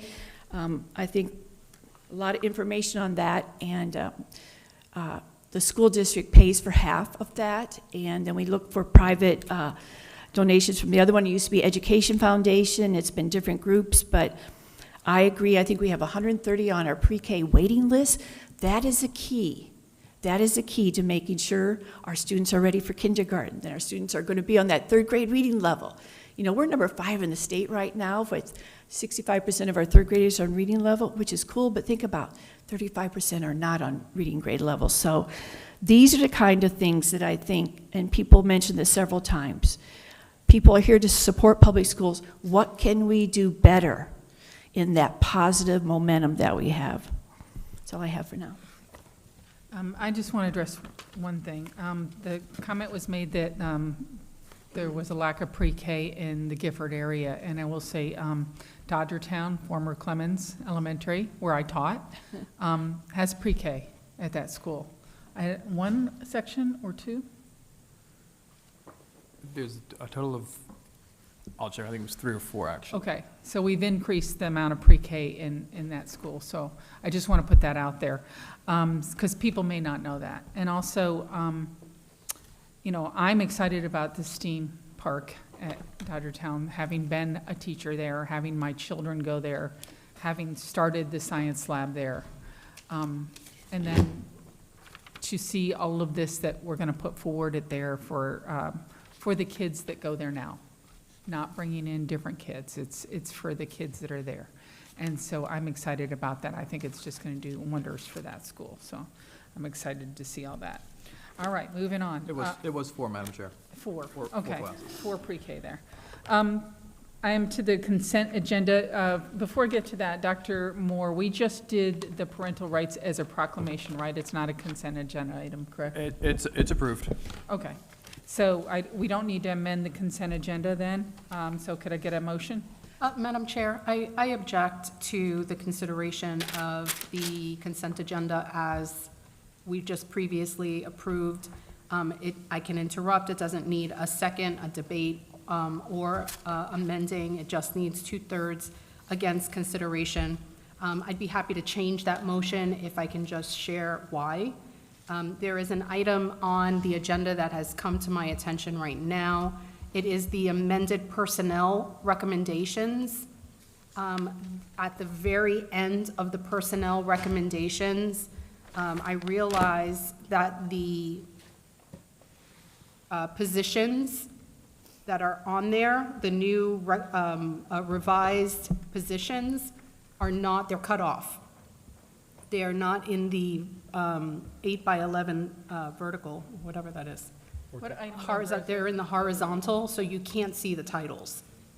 So I would make a motion, if we can pull this item for action and then I'll bifurcate it, I'd be happy to do that. Okay, I'm trying to get what you're saying here. So go to the the amended summary or the amended personnel? amended recommendation? personnel recommendations. I open that up, I can see everything. Keep going all the way down. The very last one? Oh, there are many. Yes. So you see how they're cut off? So you don't see what title is actually being edited, changed, revised. I do see the titles, so I don't see the pick one. titles. What page? All of them. I just see the titles are job on there. goal. The titles are on there. It might be your computer. No, It might be your computer, the it titles are on can't there. be. It can't be. It's one document. Okay, so page 154 that's marked out, okay? At the top, it says, School District of Indian River County Purchasing Property Records, Coordinators crossed out and managers put in place. It's on there. It's in red. Maybe your computer doesn't allow red. No, She's got red. no, it's formatting. No, it's not there. Go to that page and I'll show you. It's there. Board members, do you all see it? Which part you? So are you the only one with the apple? This could be a driver's issue. It could be a technical issue. A what issue? Because I'm looking at hers, it looks okay. I'm gonna get up. She's saying it might be that yours is an apple. Is she talking about the, this, here's the job description right there? Yeah, I don't see that. I think it's because it's in Right, PDF. I think it's because it's It's a Mac it's a and it doesn't PDF in an read. apple. PDFs. Can you send that to me then? I cannot. No, no. We'll get you a hard copy if you open it on your Mac. Can you wash my car while you're at it? I can't do it. No, not Executive you. I'm Assistant talking Ken. to Dr. Jacobs. All right, She's board gonna send it members, to me now. 4 out of 5 of us see it. I think we're okay. All right, I'd like to ask for a Oh, she could send motion it to me. for the consent agenda. Motion.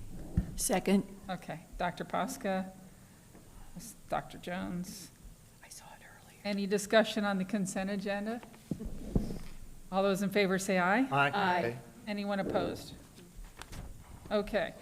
With that action, there are 2 items that I want to bring up. One, Sebastian River High School had several grants or donations that were on there. Kudos to Sebastian River High School for getting so many.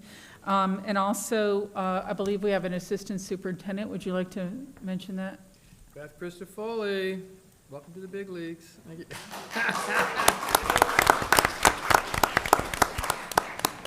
I think anytime we move somebody up into a rank like that, we should at least pull that item or talk about it. But since it was on the personnel, like the way it was, I just figured it would be better to give you a shout out. So congratulations. We also got rid of the interim in front of Bruce's title. Oh, we did get, congratulations to Mr. Green for not being interim anymore. Alrighty then, so we're gonna move to action item 10. Let me get with the program here, okay. Sorry, action, agenda item 12A. Yep. All right, so this is approval to set a public hearing date for the adoption of the revisions to School Board Policy 9150.02. Superintendent, would you like to talk about this item?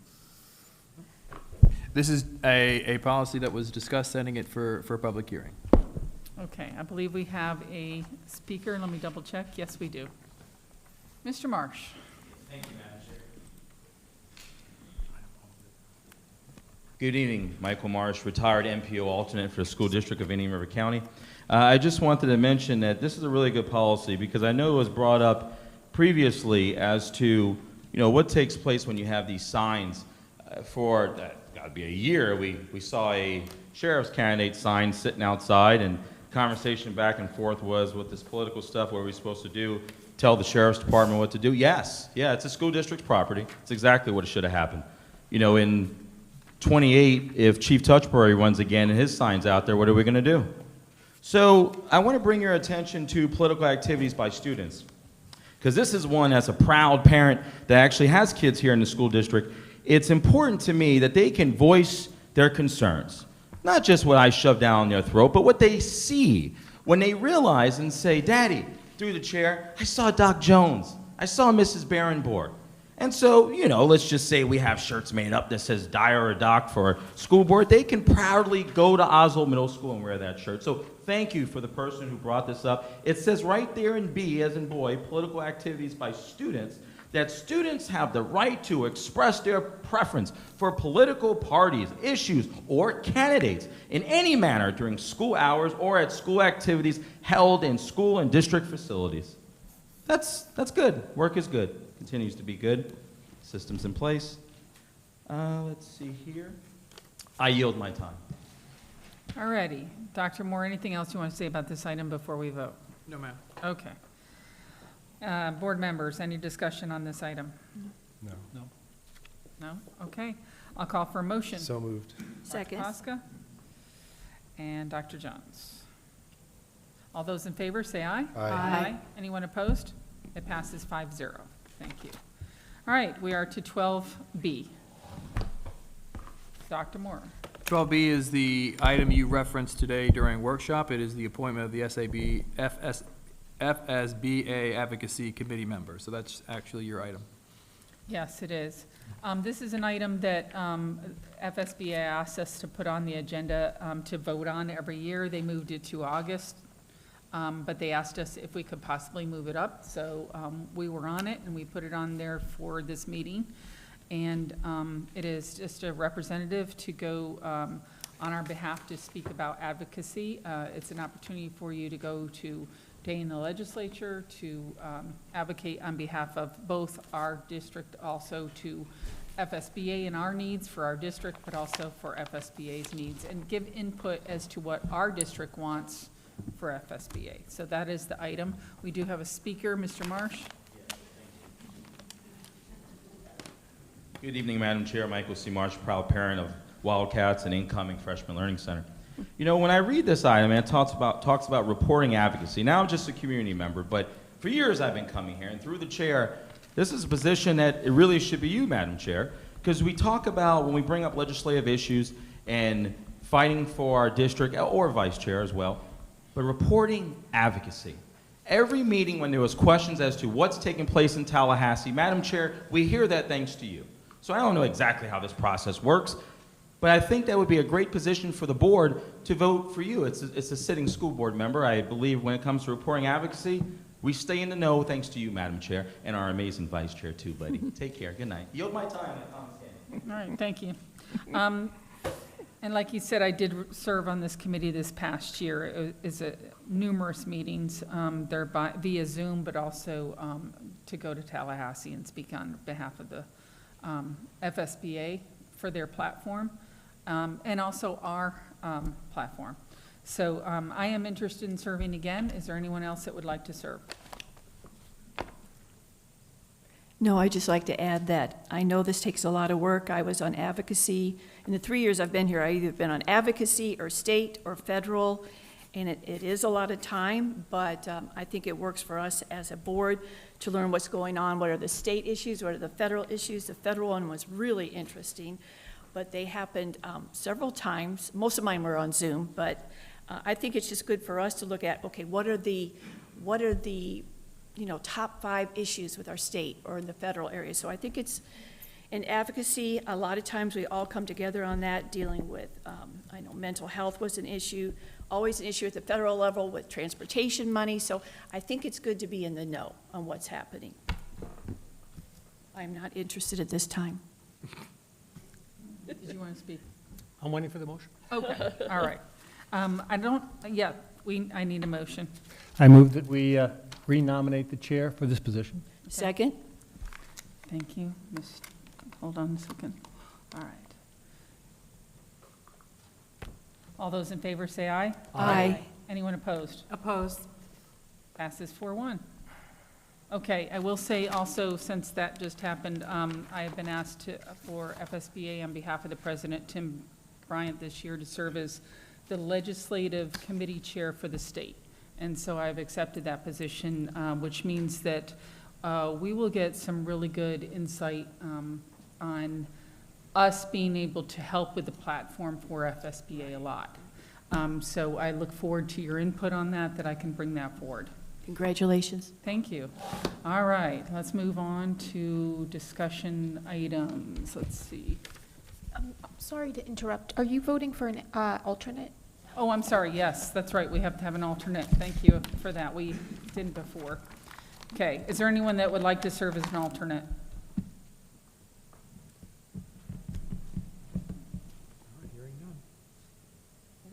I don't like to volunteer for anything, but if nobody else will, I'm willing to do it. Okay, then. I'll get back in it next year. Okay. Mr. McDonald? Anyone else would like to serve as alternate? Okay, I'd like to make a motion that Mr. McDonald is the alternate. Second? All those in favor say aye. Aye. Aye. Anyone opposed? Opposed. And not for the board members, only because I just don't think that we should be involved in FSBA's legislative platform. So, nothing personal. Okay, moving on to discussion. I did have a discussion item, and that item is just to kind of clear up something. So if you'll look at policy 0162.1, it's the remote attendance at board meetings. This is not pointed at any board member. This is, we had, this never was an issue until COVID. And then we were mandated by the state to move to online Zoom meetings. And then when we came back, some boards removed it, some boards allowed it, some boards allow it but no votes, some boards don't have any policy about it at all. Ours is very vague. I think, you know, we've had different board members, and I have been included in that have attended via Zoom, which I appreciate when I'm traveling or can't be at a meeting. It's rare, but when it happens, it happens. And so I appreciate that part. I'm not saying to do away with it. What I'm saying is I think we need to kind of just discuss the policy and come up with a uniform of, you know, about voting, because that's not something that's in everybody's policy across the state. So we just need to put it in our policy whether or not board members can vote or not via Zoom. And also whether or not we should keep our cameras on or not. And if you're participating in the meeting, are you participating in the meeting the whole way? So that's just something I wanted to bring to the next workshop to discuss. But I thought I'd just kind of mention it here because, as you can see, it's just a couple sentences. And we rarely have policies that are that short. And I think it's only because it never happened before COVID. And so I just bringing that to your attention. All right, so. Yeah, I'll comment on that. Okay. Mr. Marsh? Oh. I had to present the item first, sorry. This Go is a ahead. discussion session. This is a discussion item. Yeah, I know. We haven't changed the policy yet. It doesn't matter. It's still the law. The law trumps policy. The law trumps policy. What law is it that says that we cannot have discussion? Let's pull up since we have Mr. been doing that? Ansbacher's letter. If you want to take a pause for 5 minutes, we can pull it up and I can pull up the actual law. Yes, our attorney. Ms. Shattuck, how shall we proceed on this since we haven't really voted to change our citizen input guidelines and citizen input form yet? Yes, thank you, Chairwoman Berenborg. So I would agree with my colleague Sid Ansberger that you can change your policy and that your policy can reflect that you do not have public member comment on discussion items because you already allow it for action items, which you do have to allow. But I would recommend changing the policy prior to implementing that change. Does that make sense? In other words, we can't change it on the spot. The law trumps policy. It doesn't matter if the policy, first of all, if our form now is a violation of law, the law trumps the policy or the form. And it's what the board decides collective. So it is correct that the law would trump. Here, the law is not saying that you can't allow it. And currently, I would say that our policy and past practice does allow it. So if we want to change our policy, and our policy can allow it, but it doesn't have to. So it's really a policy matter. The law doesn't require that we do it. It allows that we do it. We currently have been allowing it, but we can always change our policy to disallow it, is what I'm saying. Okay, well, we all agreed, or at least there was consensus to agree that citizen comments during discussion sessions were just not according to the law. And so I'd like to make a motion. We can make a motion at any time. I'd like to make a motion Second. to, let me finish the motion. She I'd like to hasn't make a finished her motion motion. Hold to not allow citizen comment during discussion session today until we change our policy. Is there a second? Second. Thank you. So in the discussion, I think our current policy actually states, I think objectively, that you can speak to action items as printed on the agenda. So based on our policy, we do not allow discussion, comments on discussion. So if we're going to follow the policy, then we should not be allowing people to make public comments on discussion. So I don't think there's much of a conversation to be had here, because the policy clearly does not state that we allow that. The only problem I see, though, is on our school board speaker form. It says, "I wish to speak to a board discussion item." It's Yeah, right here on yeah, the but form. somebody just unilaterally changed that on their own without addressing the policy, so that was a mistake. The policy does not allow that. Dr. And Pascal, a what form is policy not- number? And a form is not the policy. The policy is the policy, not the form. Madam Chair? Yes, go ahead. Dr. Pascal, what policy were you referring to? I'm not sure the number. 01, hold on, sorry. 0169.1. In which the policy does mention discussion. So if you were to vote on the item, that may dispose of, or not. Sorry, Dr. Moore, would you repeat that?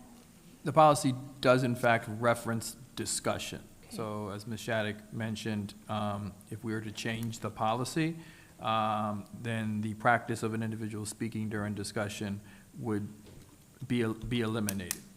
Correct, if we change the policy. Right. But right now, the policy does include discussion. So Ms. No. Rosario made a motion, which was seconded, not to allow it, so the board could take action to not adhere to that piece of policy. So we would be taking action on not following our policy. Correct. No. The, It says right here in the policy.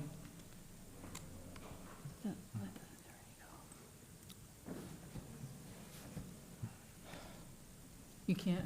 but Just look- statute trumps Policies policy. up here, and it's 0169.1. Statute trumps policy. And if statute says we are not taking formal action during a discussion item, then it is not mandatory.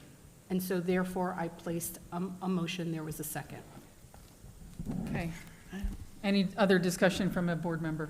I'm just saying, if we understand, if we want to change this and make it policy and do it, putting that out there, letting our audience look at it, our parents look at it, understood, but taking an action item to go against a policy in the past practice and precedent does not seem like it is appropriate in any manner. It shouldn't have been in there in the Excuse me, I first had the floor, excuse me, just in any manner. I mean, I think we all look at this thinking, okay, maybe we can change this and we'll do it right, but I just don't see, so are we going to start a precedent where we are going to vote against our policy on the spot?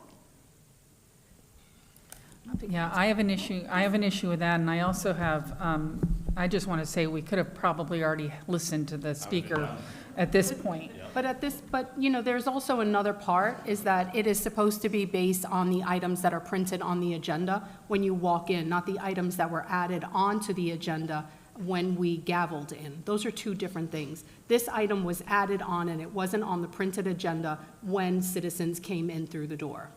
Ms. Rosario, in all respect, we've had that over and over and over again for years, where we don't have anything printed on the agenda, and a board member puts something on discussion, and we've allowed I know, and citizen it was input. wrong. You're absolutely right. Right, but until we take action and make it a policy and do it the right way, like we've done with every other policy, my feeling is we're limiting somebody's First Amendment No, rights we're to not, speak. because it is not, no, we're not. We're not limiting anybody's First Amendment rights. It is not Let's mandatory. go ahead and take a vote.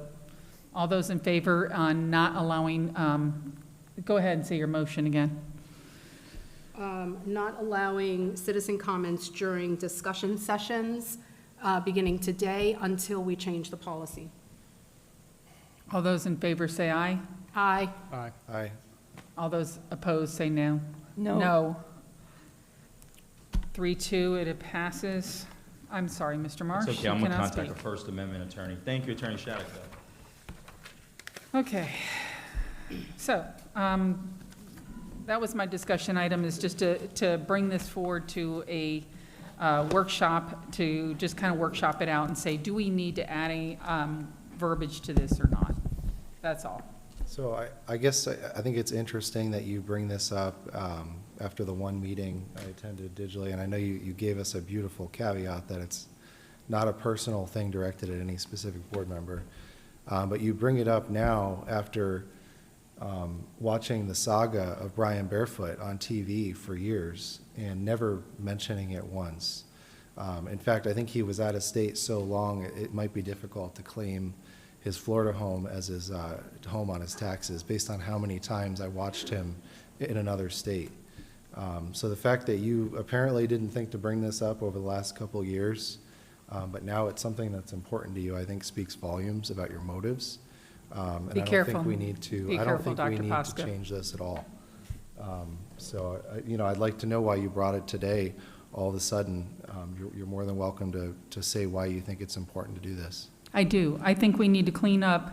If you're participating and the camera is on you and you're sitting down when the Pledge of Allegiance is being said in the room, the question is this: are you participating in the meeting at that point, or are you not?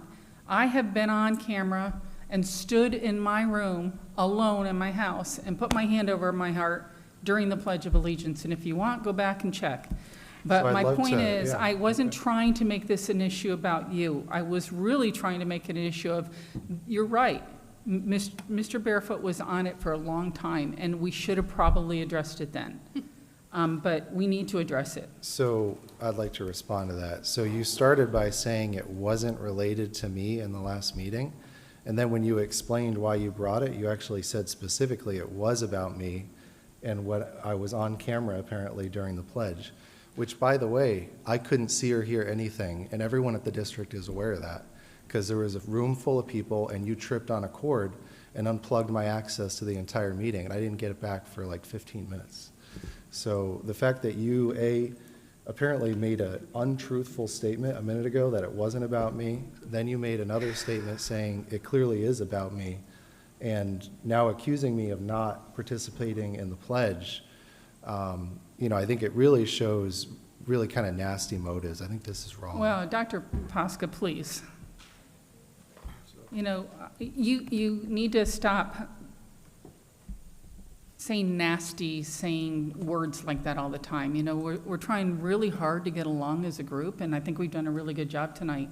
And I brought it up. You asked me specifically about it, and I was bringing it up as a group, and we got to this point. I specifically brought that up because it has been brought to our attention several times by several people that that happened, and maybe you weren't aware that that happened in the last meeting. I'm not saying that you didn't know. What I'm saying is that's what happened. And so because of that, let's clear up the policy, and that way people know what's expected of a board member. So they're not saying you didn't stand or not for, or anybody didn't do something during a meeting when maybe they didn't see it because of the camera. I don't know. I'm not pointing a finger. I'm just trying to say that. Please don't take it that way. That's not how it was intended. Not everything is directed towards you personally. It is directed towards trying to make things civil on this board. Madam Chair? And that's what I'm trying to do here. Yes. Okay, if I could just offer my thoughts on this. We have a very small 5-person board, so the absence of one or two people could be substantial. Mhm. And the ability for different people to be away for particular periods of time, making it difficult to conduct business is important. And with the technology to be able to do this virtually, I think that the absence of it on the policy is noteworthy. I think we should take action to clarify the policy by addressing that particular part of the issue. I think it is not only important but functional for us to have virtual access as it has successfully been done for previous years. We should continue that process and we should codify it as a policy. Yeah, I appreciate the comment because I'm not trying to point out that somebody didn't stand or not for the pledge. What I'm trying to point out is that there are people putting it out there you didn't. So I think clarifying this would be, hey, maybe you don't understand that he couldn't see it. So I wasn't really trying to point it out that way, but that's the way you took it, and I get that. I'm just trying to clear it up so that people aren't picking every little thing that board members do apart. So that we can kind of have it across the board. People know that if you're on Zoom, and we have to have a quorum. So it was a little frustrating that somebody was on Zoom all the time and that the rest of us had to get here. There were a couple times that I had to rush across the state coming from something to get here to make sure we had a quorum.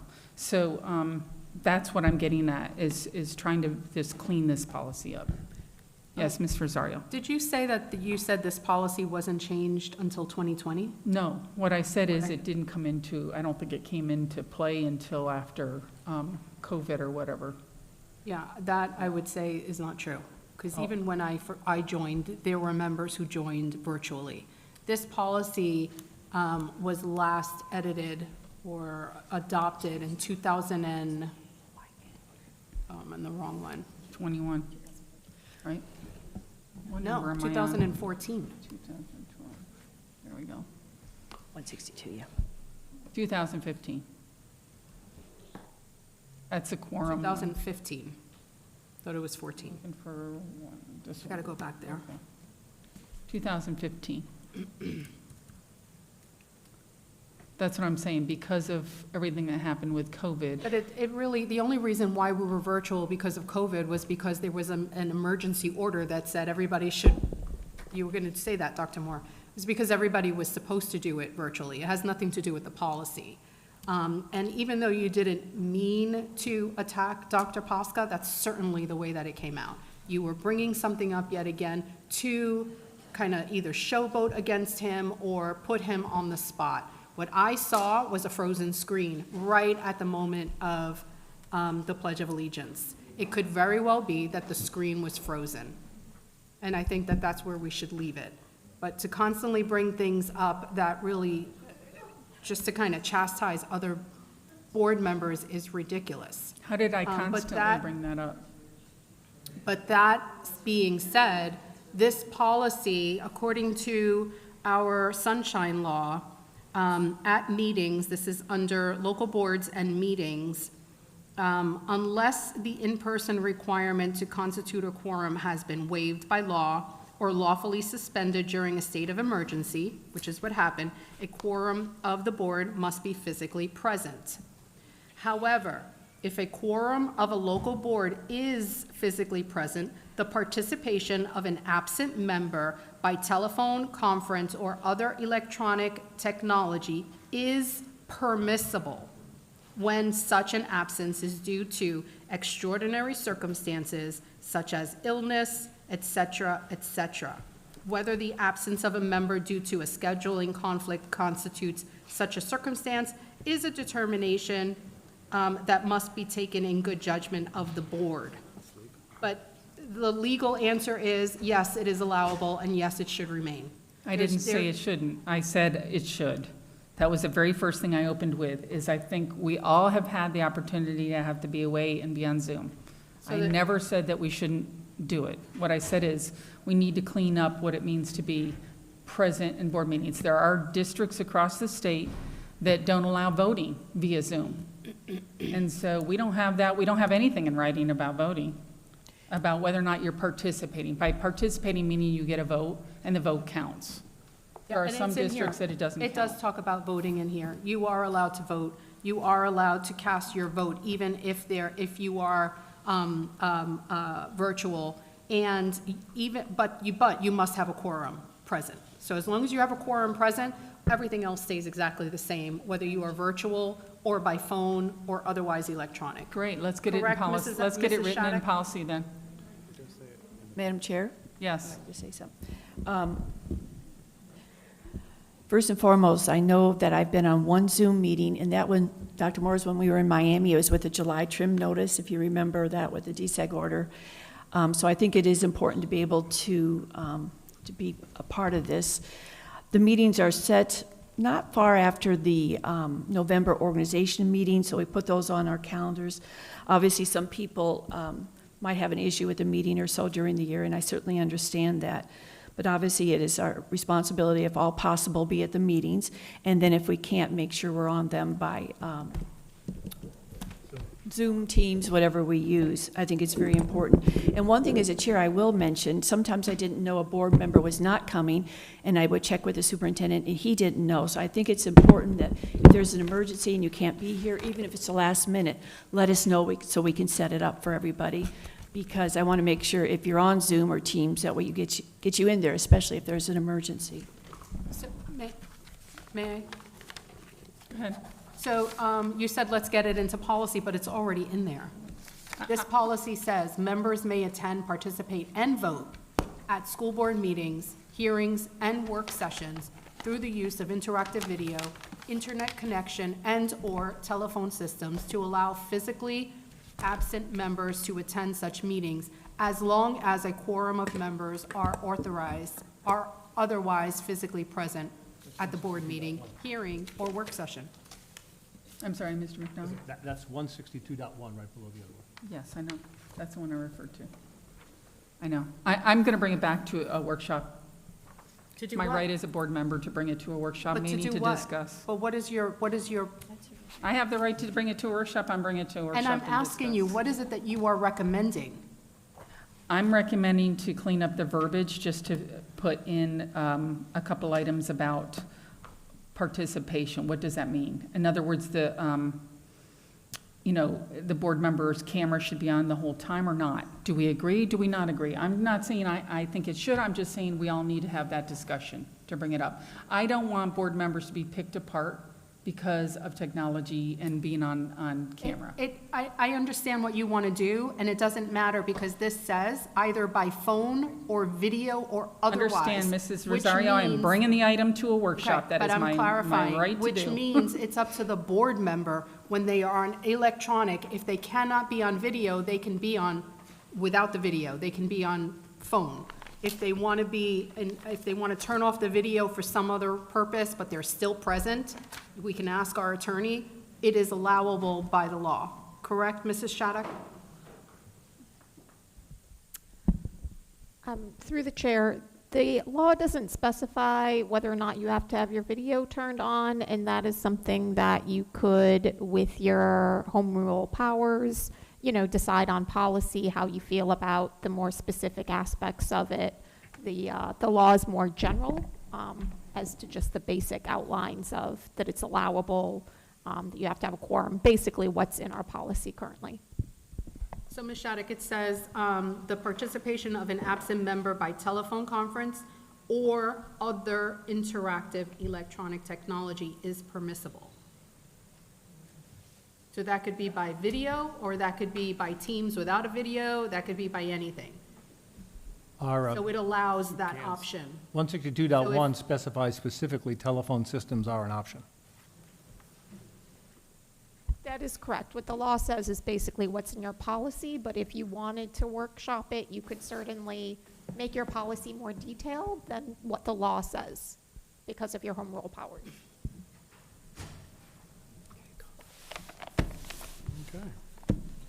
Alrighty, moving on. So, school board member matters. Mr. McDonald, would you like to go first? Sure. I think my one public event since the last meeting was the graduation. I'm sorry? Indian River Virtual. That's one thing, Indian River Virtual, which was really a sweet place to be. There were a lot of graduates. It was a very personal, cozy family event, and it was pretty touching to be able to be there and take part in something that was not like a huge event, but was a very one-on-one personal event, and I appreciated the opportunity to be there. All right, thank you. Dr. Jones? Yes. Ditto on what Mr. McDonald said, Indian River Virtual, it was a great graduation. Baccalaureate yesterday was wonderful. Dr. Moore, we usually did that before graduation. It was later this time, so we'll have to take a look at that. There weren't as many graduates, but the speaker was a former student of mine at Sebastian River High School, and it was really wonderful. Ms. Baser and I, it was very touching.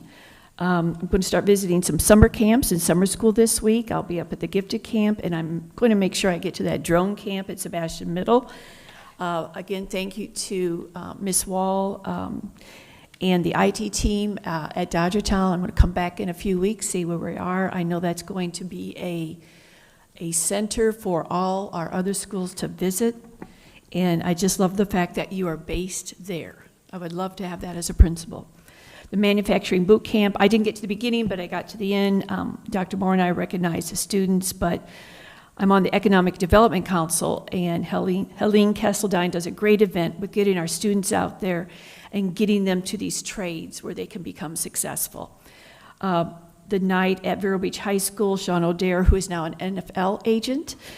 And I think there were probably 200 students that came for a free camp brought to them by these NFL stars and former stars in college. And that was a great event. And thank you to Sean O'Dare for giving back to the community.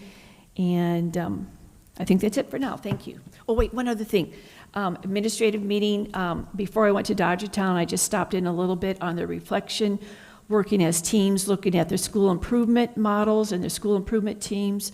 I think that's really good work to do at the end of the year, Dr. Moore, before they head off for summer. Ms. Rosario? I had a great time at the FSBA conference. It was really, really interesting. There was one session that really caught my attention, and it was on charter school. Gosh, I didn't even bring my folder with me. It was the charter school council or something. And obviously I didn't know what it was about until I went, and what they said was, there's another path that charters or people who are interested in opening up a charter school can take. Other than submitting their application directly to the district, they can take this other path. I don't know if you've heard of it, Dr. Moore. You did. This other path where it goes to this, kind of like a consortium. I got to get my folder. And then they kind of help with the application. From there, it goes to the state. From the state, it comes back to this group or organization, who then somebody in the interim will grant the charter or not, leaving the school district completely out of the loop.